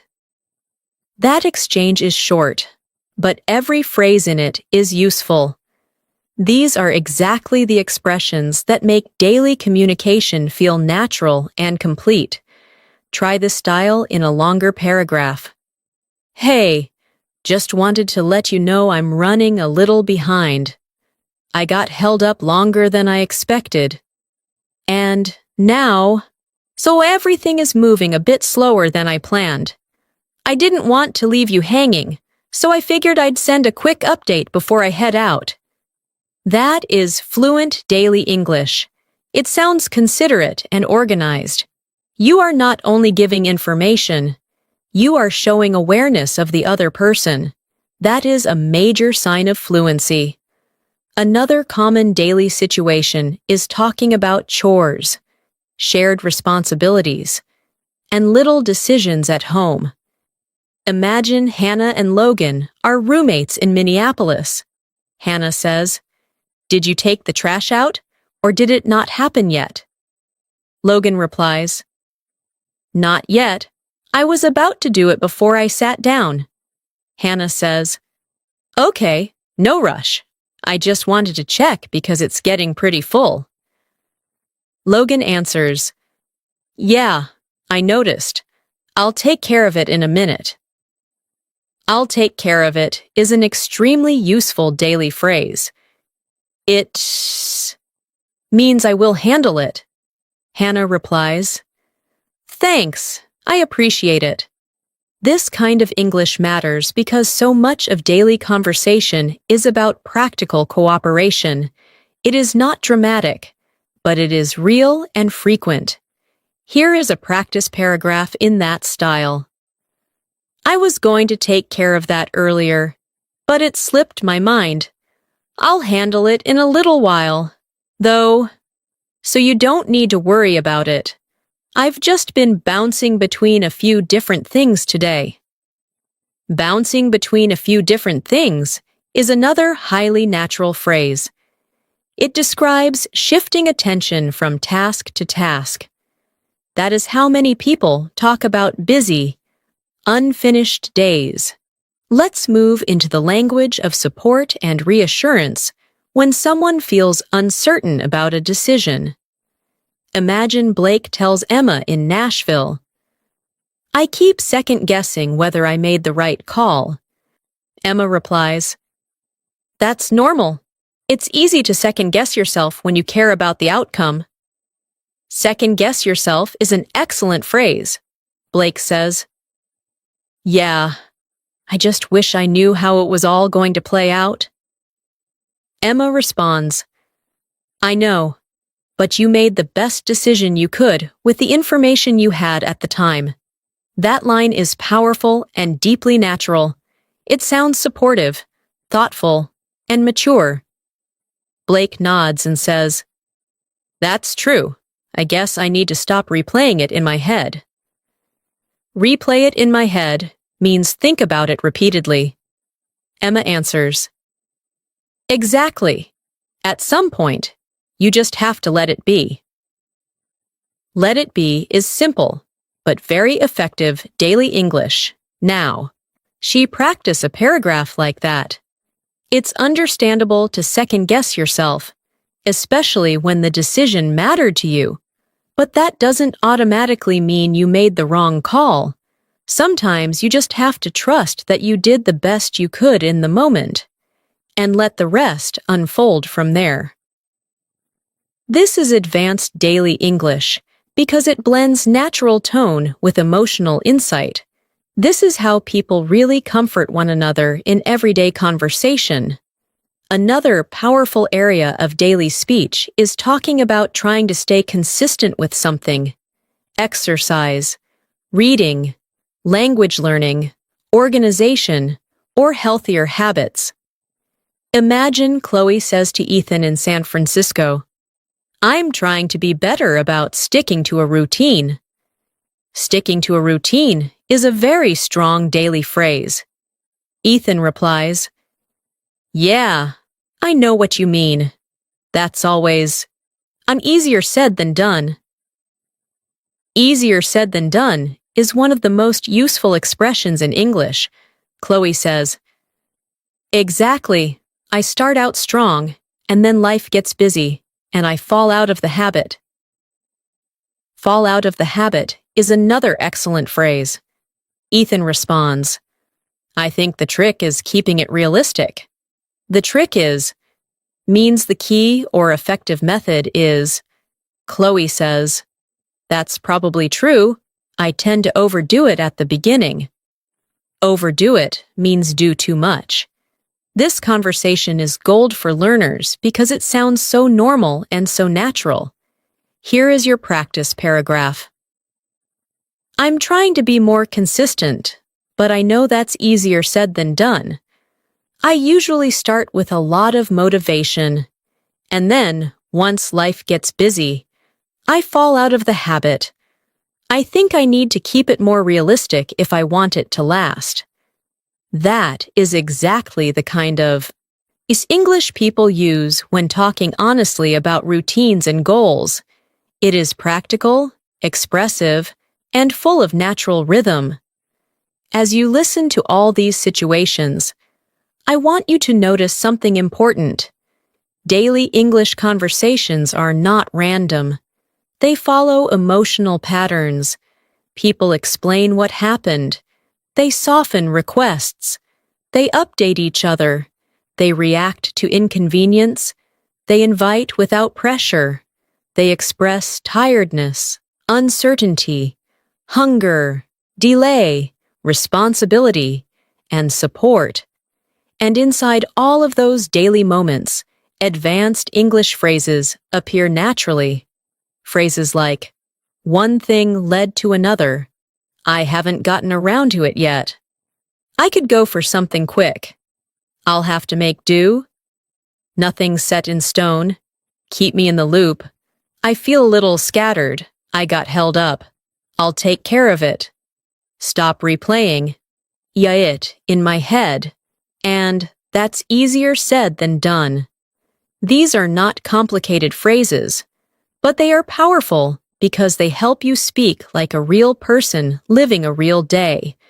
The more you practice them in full paragraphs, the more natural your English will become, and the more easily you will understand daily conversations when you hear them around you. Let's keep building your fluency by stepping into another important layer of daily English, the language people use when they are out in the world, moving from place to place, making quick decisions, adjusting to small changes, and staying relaxed while everyday life unfolds. A lot of English learners spend too much time studying isolated sentences and not enough time studying the flow of real situations. But in daily life, one sentence usually leads to another. A small update turns into a plan. A simple question turns into an explanation. A short reply turns into a friendly exchange. That is why we are practicing English this way, not as separate lines, but as connected, living conversation. Imagine this scene in New York City. Claire is trying to meet her friend Jason near a subway station, but the area is more crowded than she expected. She calls him and says, "Hey, I just got out of the station, but it's a little chaotic over here. I'm trying to figure out where exactly you are." That phrase, "It's a little chaotic over here," is very natural. Jason replies, "Yeah, it's usually busy around this time. I'm standing near the corner across from the pharmacy." Claire says, "Okay, I think I know where that is. Give me a second to get my bearings." Get my bearings is an excellent daily phrase. It means understand where you are and how things are arranged around you.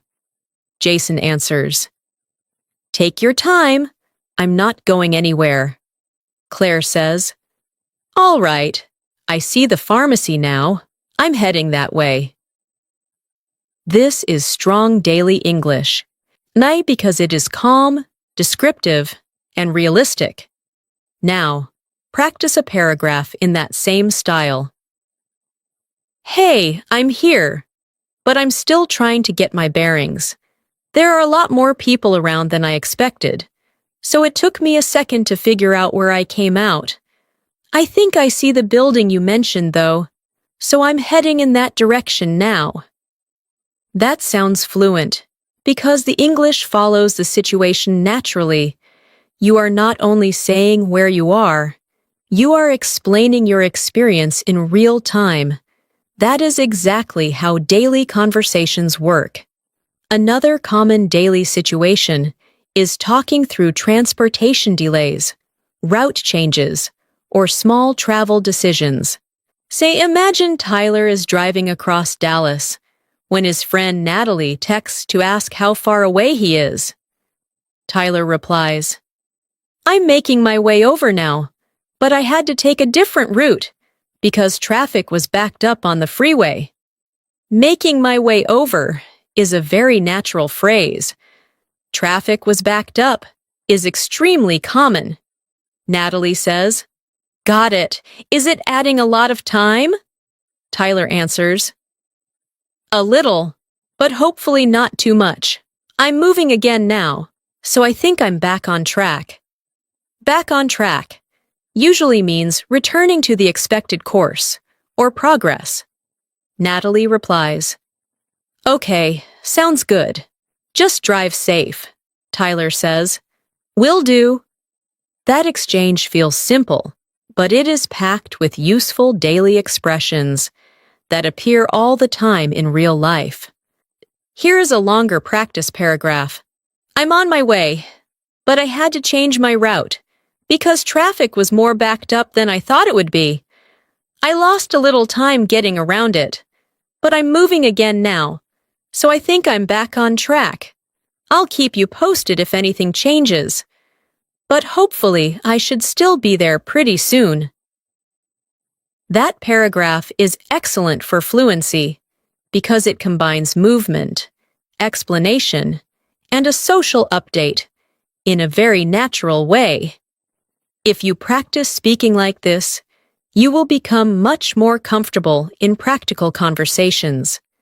Let's move into another highly useful area of daily English: deciding what to do when plans are possible, but energy, weather, timing, or convenience all need to be considered.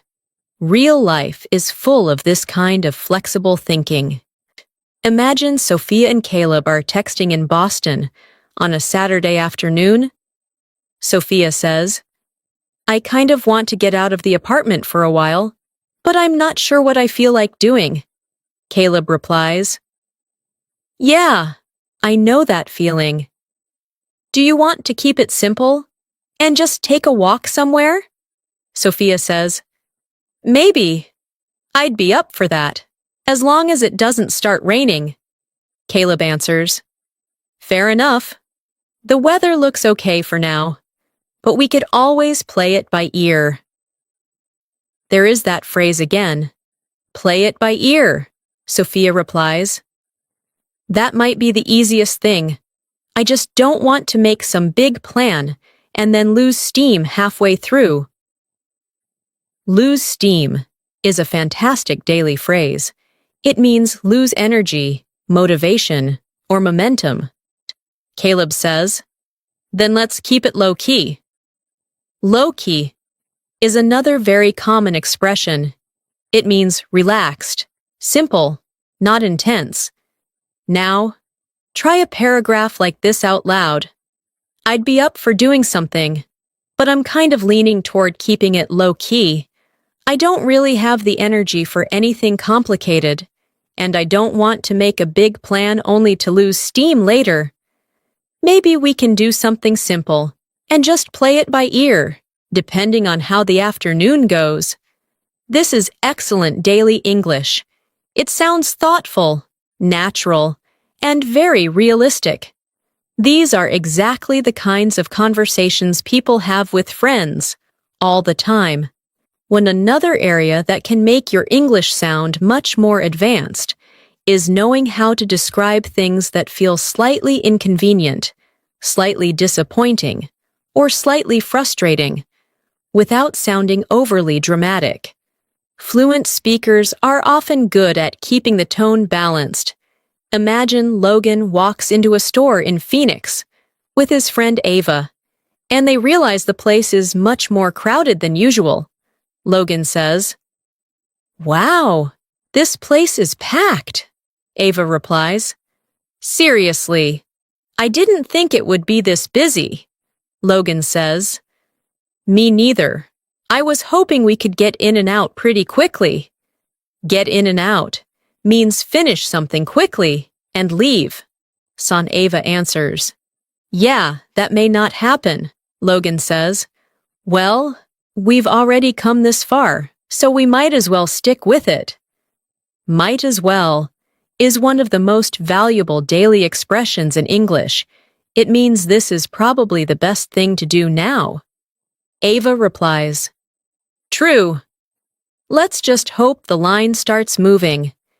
This is classic daily English, mild frustration, practical thinking, and natural adjustment.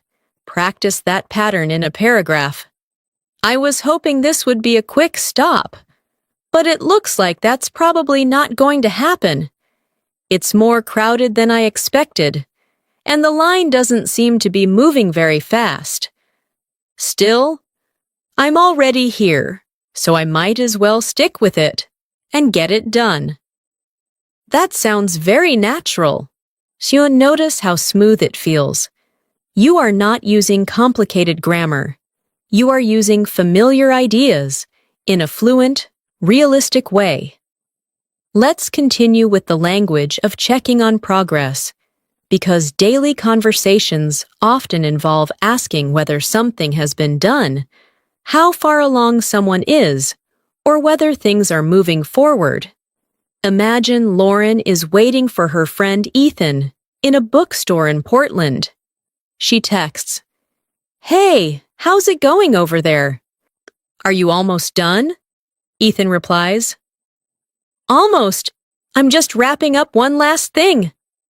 There is that useful phrase again. "Wrapping up."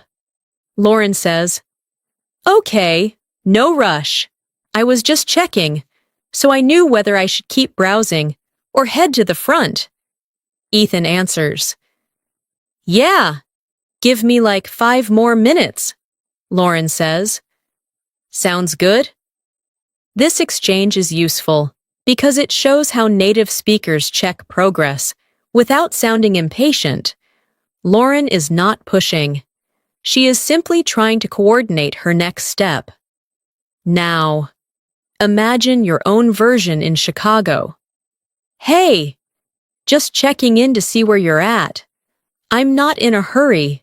I just wanted to get a sense of your timing, so I know whether I should wait here or start heading over."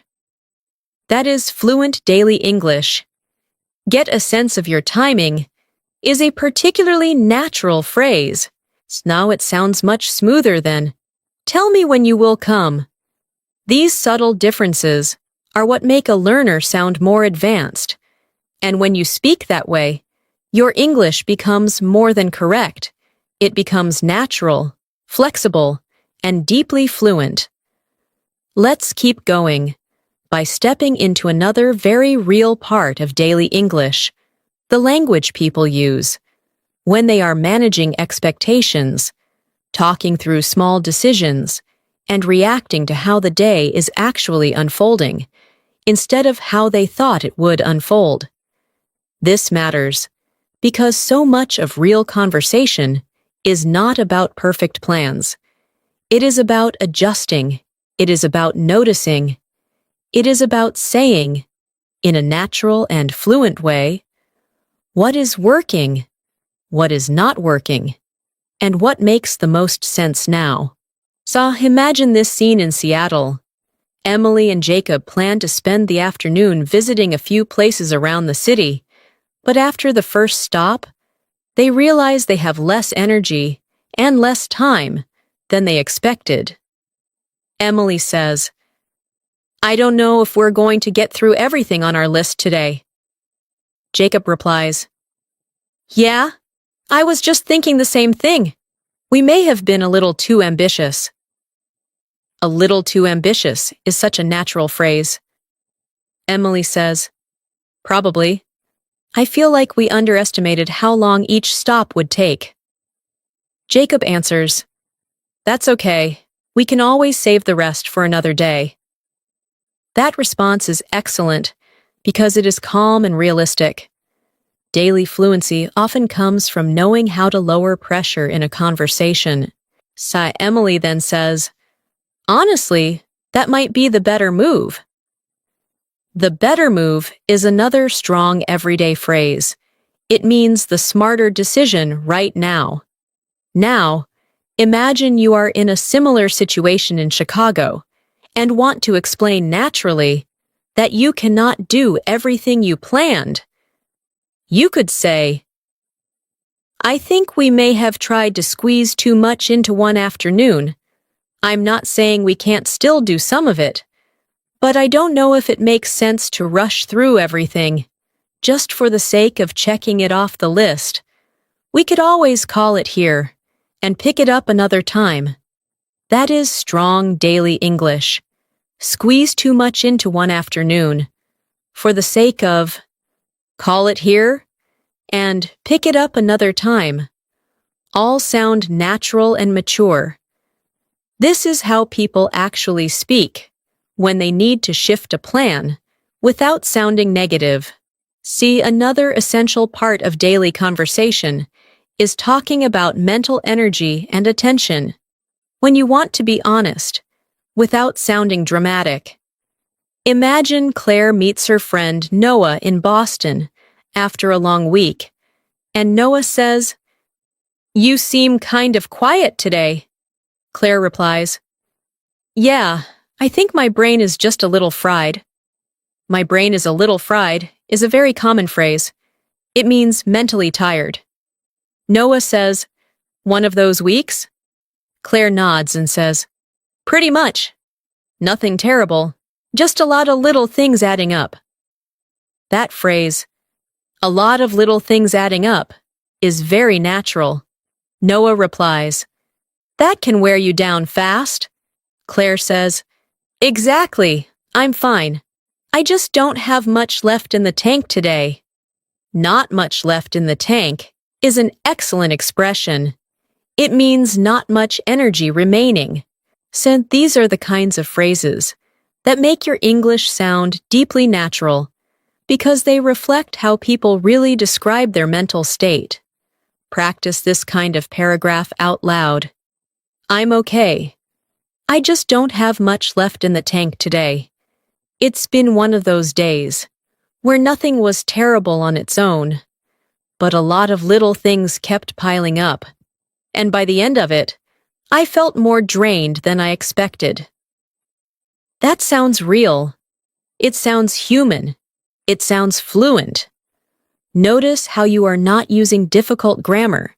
You are using well-chosen phrases that paint a clear emotional picture. This is what advanced daily English often looks like. Let's move into another very useful area, talking about timing, when you want to avoid sounding too exact or too rigid. Real English speakers often give approximate time in soft, natural ways. Imagine Olivia texts Ryan in San Diego and says, I should be ready in a bit. Ryan replies, okay, just give me a heads up when you're about to leave. Olivia says, will do. I just need a few more minutes to finish getting ready. A few more minutes is simple, but in daily English, it is often better than an exact number when the situation is still flexible. Ryan answers, no problem, I'm just hanging around anyway. I'm just hanging around means I am staying here without doing anything urgent. Later, Olivia writes, all right, I'm just about to head out. Just about to is another extremely common phrase. Then Ryan replies, perfect, I'll start heading that way too. This is how daily life timing sounds in natural conversation: flexible, approximate, and socially smooth. Now, let's expand that into a useful practice paragraph. I'm not quite ready yet, but I'm getting there. I just need a few more minutes to wrap a couple of things up, and then I should be good to go. I'll send you a quick heads up when I'm just about to head out. That is excellent spoken English. Good to go is especially useful. It means ready. These little timing phrases appear constantly in daily conversations, and the more you use them, the more natural your speech will feel.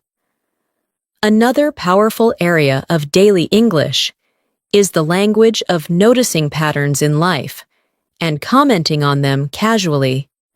Fluent speakers often make observations that sound simple but natural.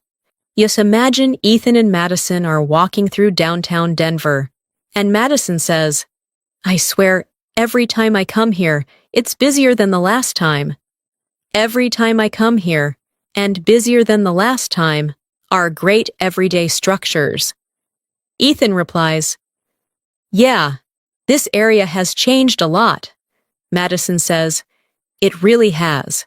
There are so many more places now than there used to be." Ethan answers, "I know, it feels like something new opens up every few weeks." Opens up here means begins operating. Madison then says, "Part of me likes that, but part of me misses when it felt a little less crowded." That is very natural. She is expressing a mixed reaction in a balanced way. Ethan replies, "Yeah, I get that. It's nice to have more options, but it definitely changes the feel of the place." This is exactly how daily English often sounds when people reflect on familiar neighborhoods, routines, and environments. Try your own version in paragraph form. "I've noticed this area has changed a lot lately. On the one hand, it's nice because there are more places to go and more things happening, but at the same time, it doesn't feel quite as quiet as it used to. I guess that's just part of how places evolve." That is thoughtful, natural English. On the one hand, at the same time, gives your speech balance, and part of how places evolve sounds mature, without sounding too formal. As you continue building your English through these everyday conversation patterns, notice how often fluency depends on flexibility. It depends on knowing how to soften a plan, explain a delay, adjust an expectation, summarize a day, change direction, accept a small win, or revisit an idea later. That is why phrases like, "We may have been a little too ambitious," "I don't have much left in the tank," "I should be good to go in a bit," "Part of how places evolve," "Leave empty-handed," "Get a few things off my plate," "Trying not to overpromise," "Switch gears," "I'll take it," "My week's still taking shape," and "I'm all set now," are so valuable. They help you sound like someone living in English, not just studying English. And when you can do that, your understanding gets deeper, your speaking gets smoother, and daily conversations start to feel much more natural.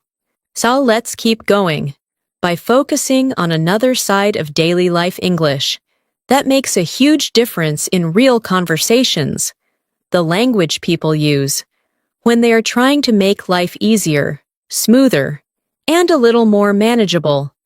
A lot of fluent daily English is not dramatic at all.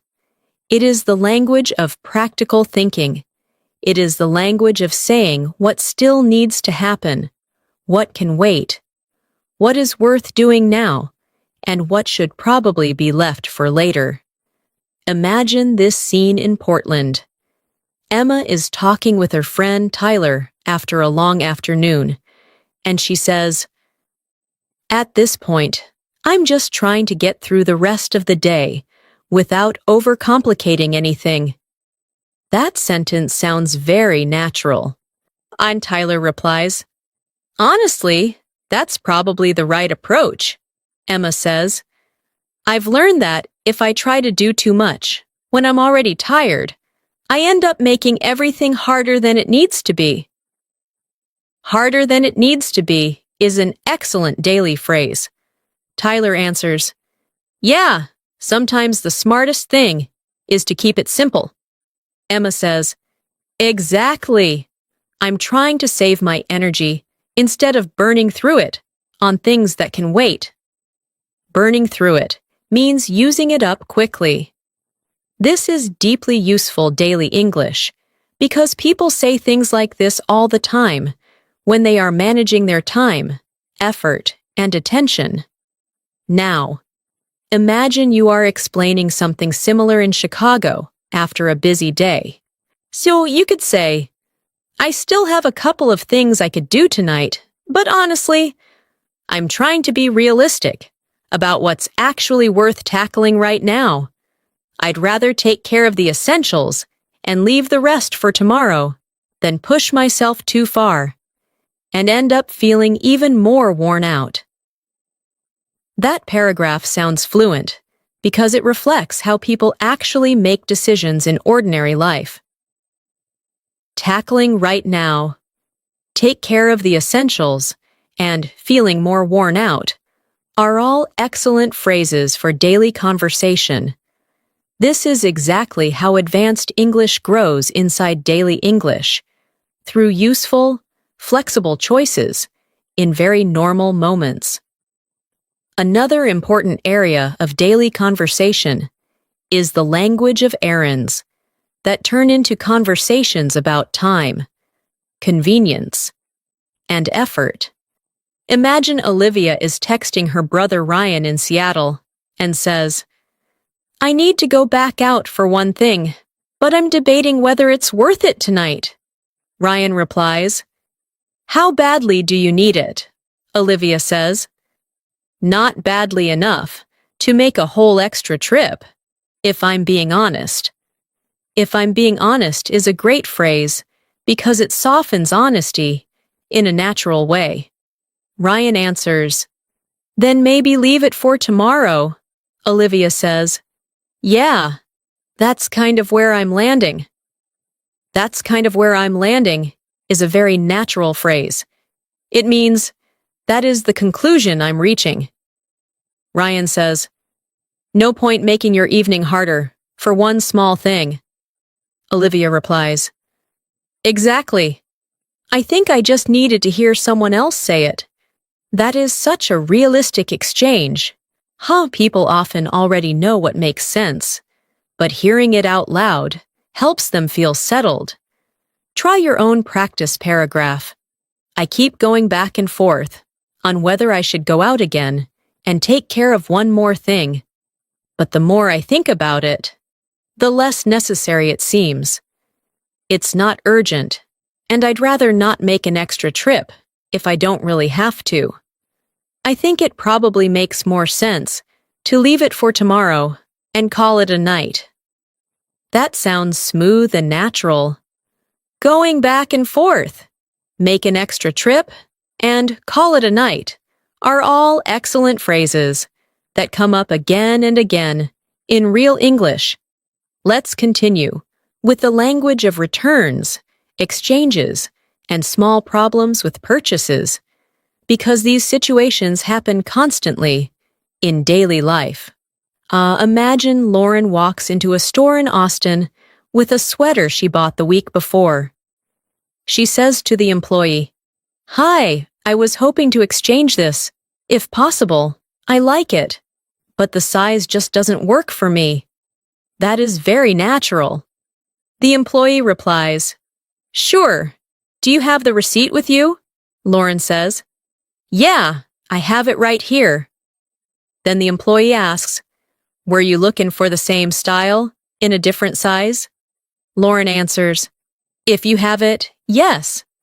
Otherwise, I may just take a look around. This is all highly practical daily English.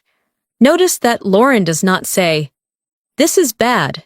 She says, "The size just doesn't work for me."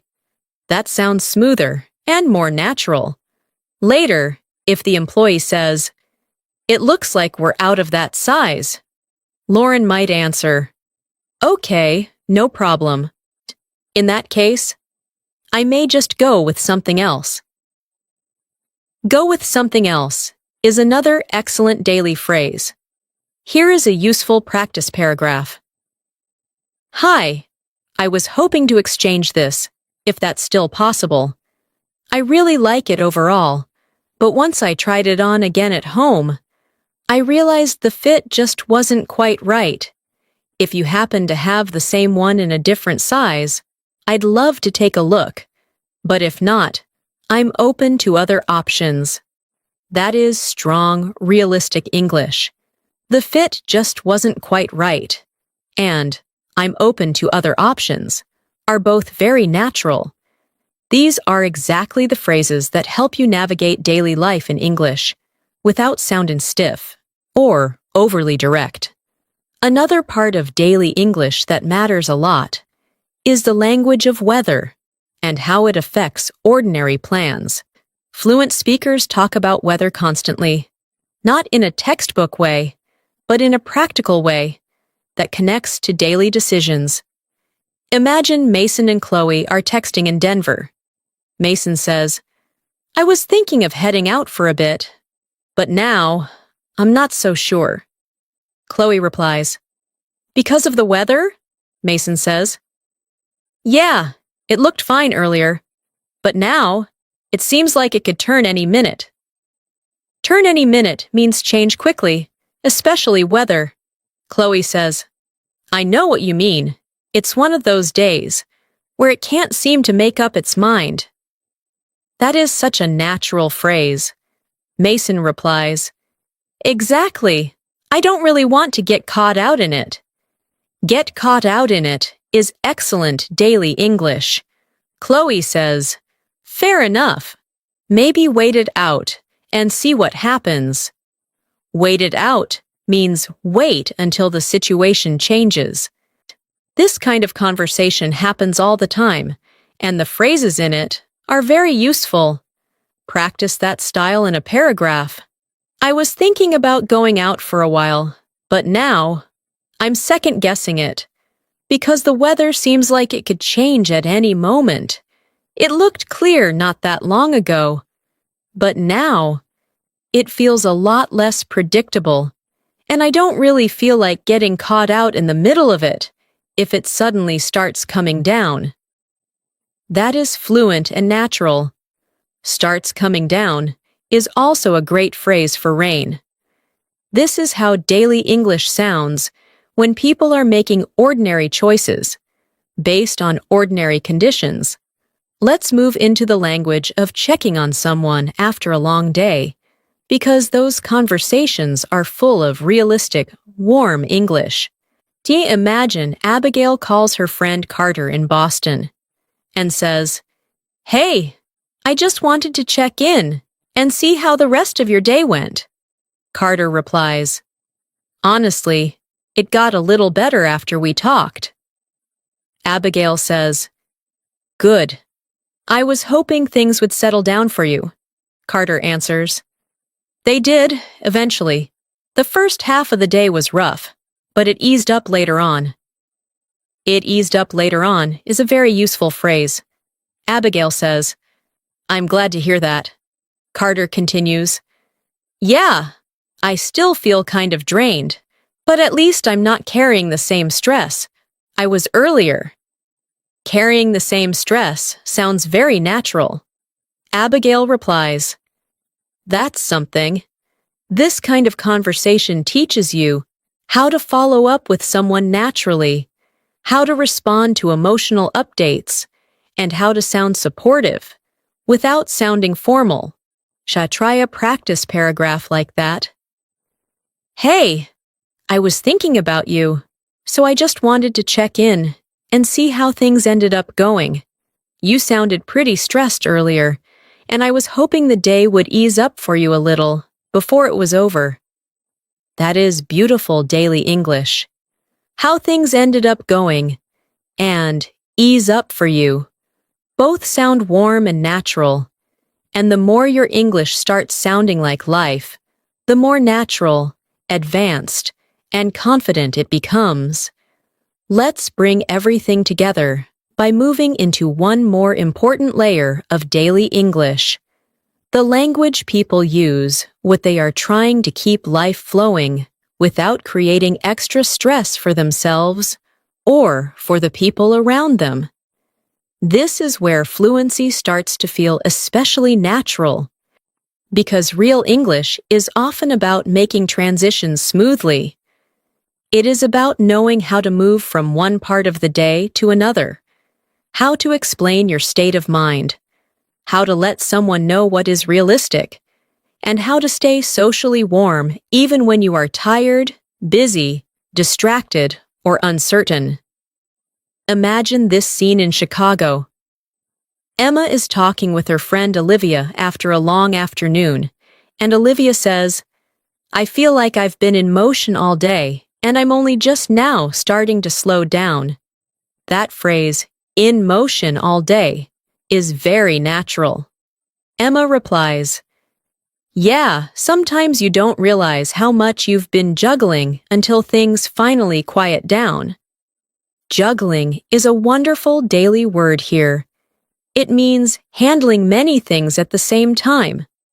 Olivia says, "Exactly. I think I've just been pushing through everything one thing at a time."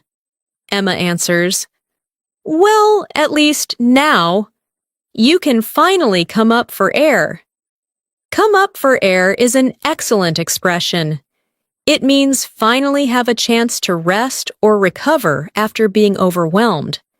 This is the kind of phrase that makes daily English sound truly alive.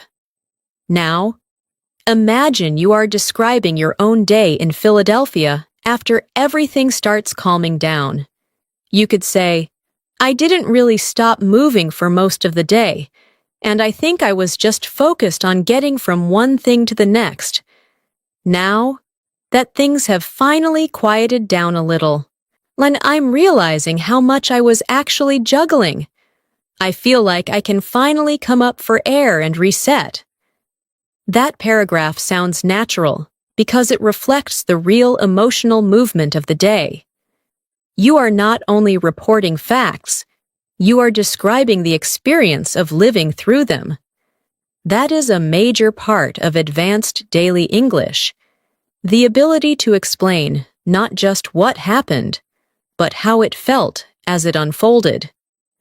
Another very useful part of daily conversation is the language of leaving something unfinished for the right reasons. Fluent speakers often explain that they are stopping not because they do not care, but because they want to do something properly later. Imagine Tyler says to his friend Chloe in Denver, "I started looking into it earlier, but I stopped halfway through because I could tell I wasn't really focused." Chloe replies, "Honestly, that was probably the right call." Tyler says, "Yeah, I didn't want to just go through the motions." Go through the motions is a fantastic daily expression.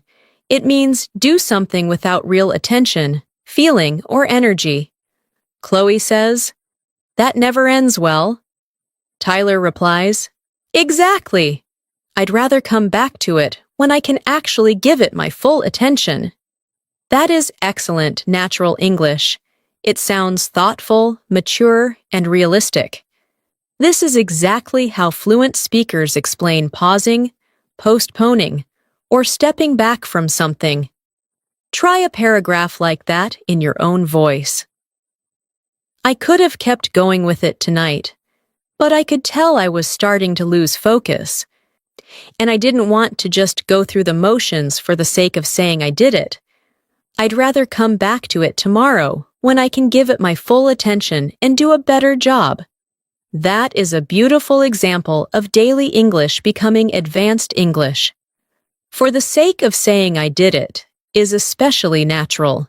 It adds honesty and tone to the sentence in a way that many learners do not practice enough. Let's move into another daily situation that happens all the time: re-entering a conversation after being distracted or pulled away by something else. This matters because real life is full of interruptions. Someone calls, someone walks in, something needs to be handled, or your attention gets pulled somewhere else. Fluent speakers know how to return to the conversation smoothly. Imagine Emma is talking to Jason in Seattle when she has to step away for a minute.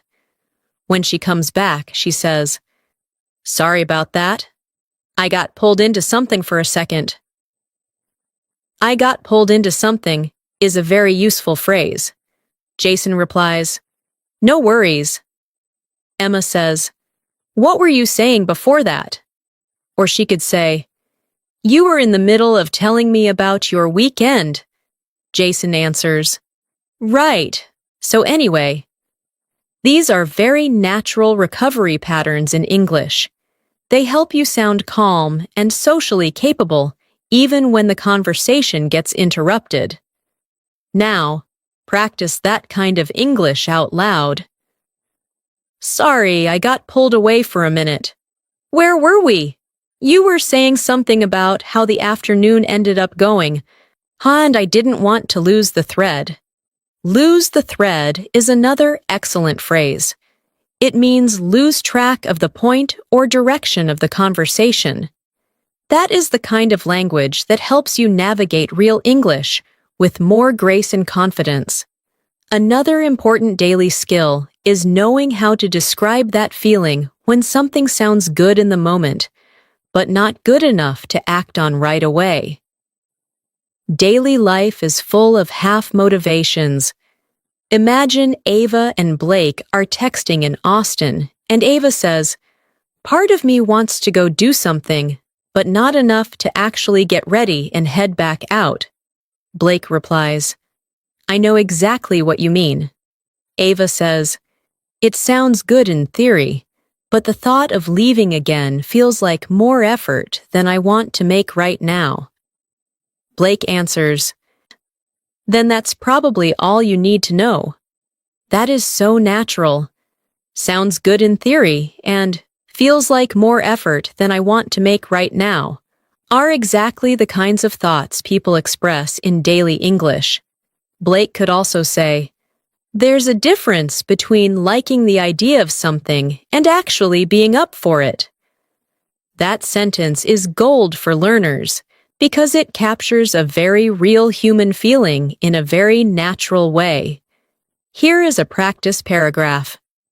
"I like the idea of doing something, but I don't think I'm actually up for the effort it would take right now." Sometimes that's the clearest answer. If the idea sounds better than the reality, it probably means I'm better off keeping things simple tonight. That paragraph is smooth, realistic, and deeply useful. It teaches you how to talk about low energy, hesitation, and self-awareness without sounding dramatic. Let's also practice the language of small relief when something ends up being easier than expected. Real daily life includes a lot of worry before things happen, and then a quiet sense of relief when they go more smoothly than expected. Imagine Lauren says to her friend Mason in Boston, "It ended up being way less complicated than I thought it would be." Mason replies, "That's always nice." Lauren says, "Seriously, I had built it up in my head so much that by the time I actually dealt with it, it almost felt easy." "Built it up in my head" is a very common and useful phrase. Mason answers, "That happens more often than people think."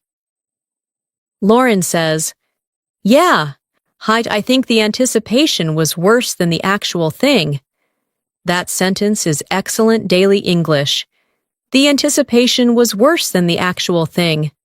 That is the kind of line people say all the time in relation to calls, appointments, errands, tasks, and awkward conversations. Now, say something like that yourself. I was expecting it to be a whole ordeal, but it ended up being pretty straightforward once I actually got into it. I think I had built it up in my head more than I needed to, and the anticipation was honestly worse than the reality. That sounds natural, mature, and fluent. A whole ordeal and pretty straightforward are also extremely useful daily expressions. This is exactly the kind of English that helps you talk about ordinary life with more precision and personality. Another daily conversation pattern that matters a lot is the language of giving someone room without sounding distant. Sometimes you want to be supportive, but you do not want to push. Imagine Chloe notices her friend Ryan in Nashville seems quiet. She says, "You don't have to talk about it if you're not in the mood, but if you do want to talk something through, I'm here." That is a beautiful daily line. Ryan replies, "I appreciate that. I may just need a little time to get my head around it first." Get my head around it is a fantastic phrase. It means understand or mentally process something. Chloe says, "That's completely fair," Ryan adds. "I think once I've had a chance to sit with it for a bit, I'll know better how I feel." Sit with it is another excellent daily expression. This is emotionally intelligent English, and it appears everywhere in real life, in friendships, family conversations, and even workplace conversations. Practice that tone in paragraph form. You don't need to explain anything before you're ready. Sometimes it takes a little time just to get your head around what you're feeling. If you want to talk it through later, I'm here. But if you need a little space to sit with it first, that's completely okay too. That sounds calm, natural, and very fluent. It is another reminder that daily English is not shallow. It carries real emotion and real human understanding. Let's move into another deeply useful area, the language of finally getting to something you kept putting off. Imagine Noah tells Emma in Los Angeles, "I finally got around to dealing with that thing I'd been putting off all week." Emma replies, "How bad was it?" Noah laughs and says, "Honestly, not nearly as bad as I expected." Emma answers, "That's usually how it goes." Noah says, "Yeah, I wasted more energy avoiding it than it actually took to deal with it." That sentence is so natural and so true to real life. "I wasted more energy avoiding it" is exactly the kind of phrase fluent speakers use. Emma replies, "Well, at least it's off your plate now." Off your plate is another excellent phrase. It means no longer one of your responsibilities or stress points. Noah says, "Exactly. That alone makes me feel better."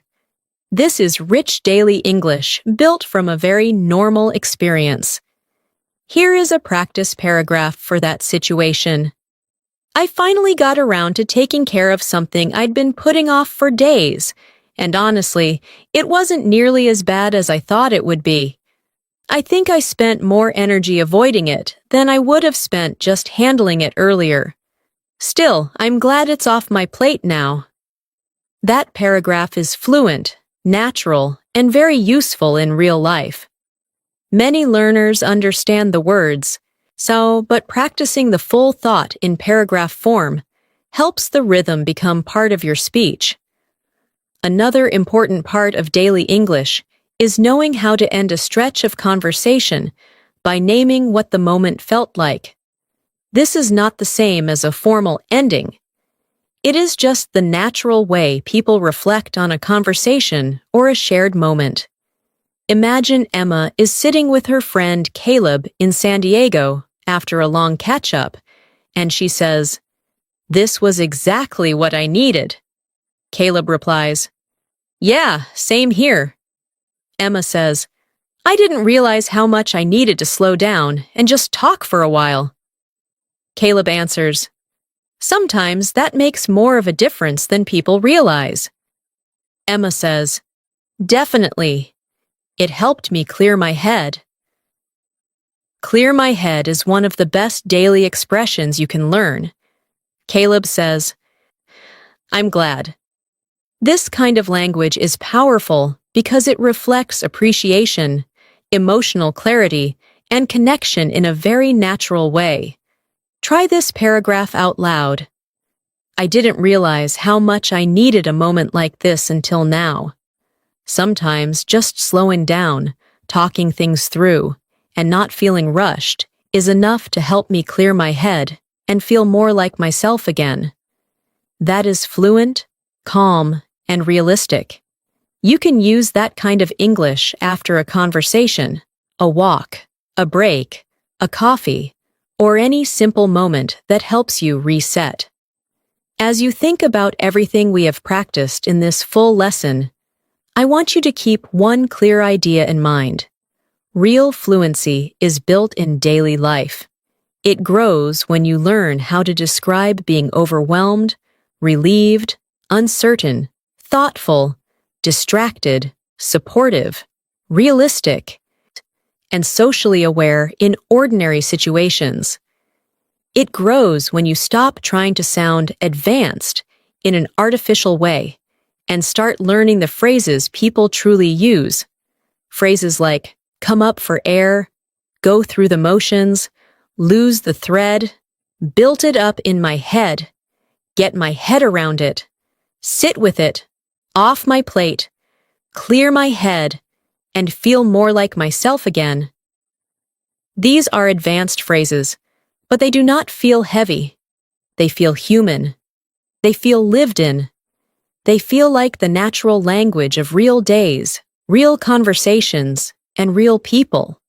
And when your English starts sounding like that, your listening becomes sharper, your speaking becomes smoother, and your confidence begins to grow in a much deeper and more lasting way. Thank you so much for spending this time with me today. I'm really proud of you for staying here, listening carefully, and continuing to build your English step by step. Every time you practice real daily English like this, you are doing something meaningful for your fluency. You are training your ears to understand natural conversation, training your mind to recognize useful phrases faster, and training your voice to speak with more confidence and ease.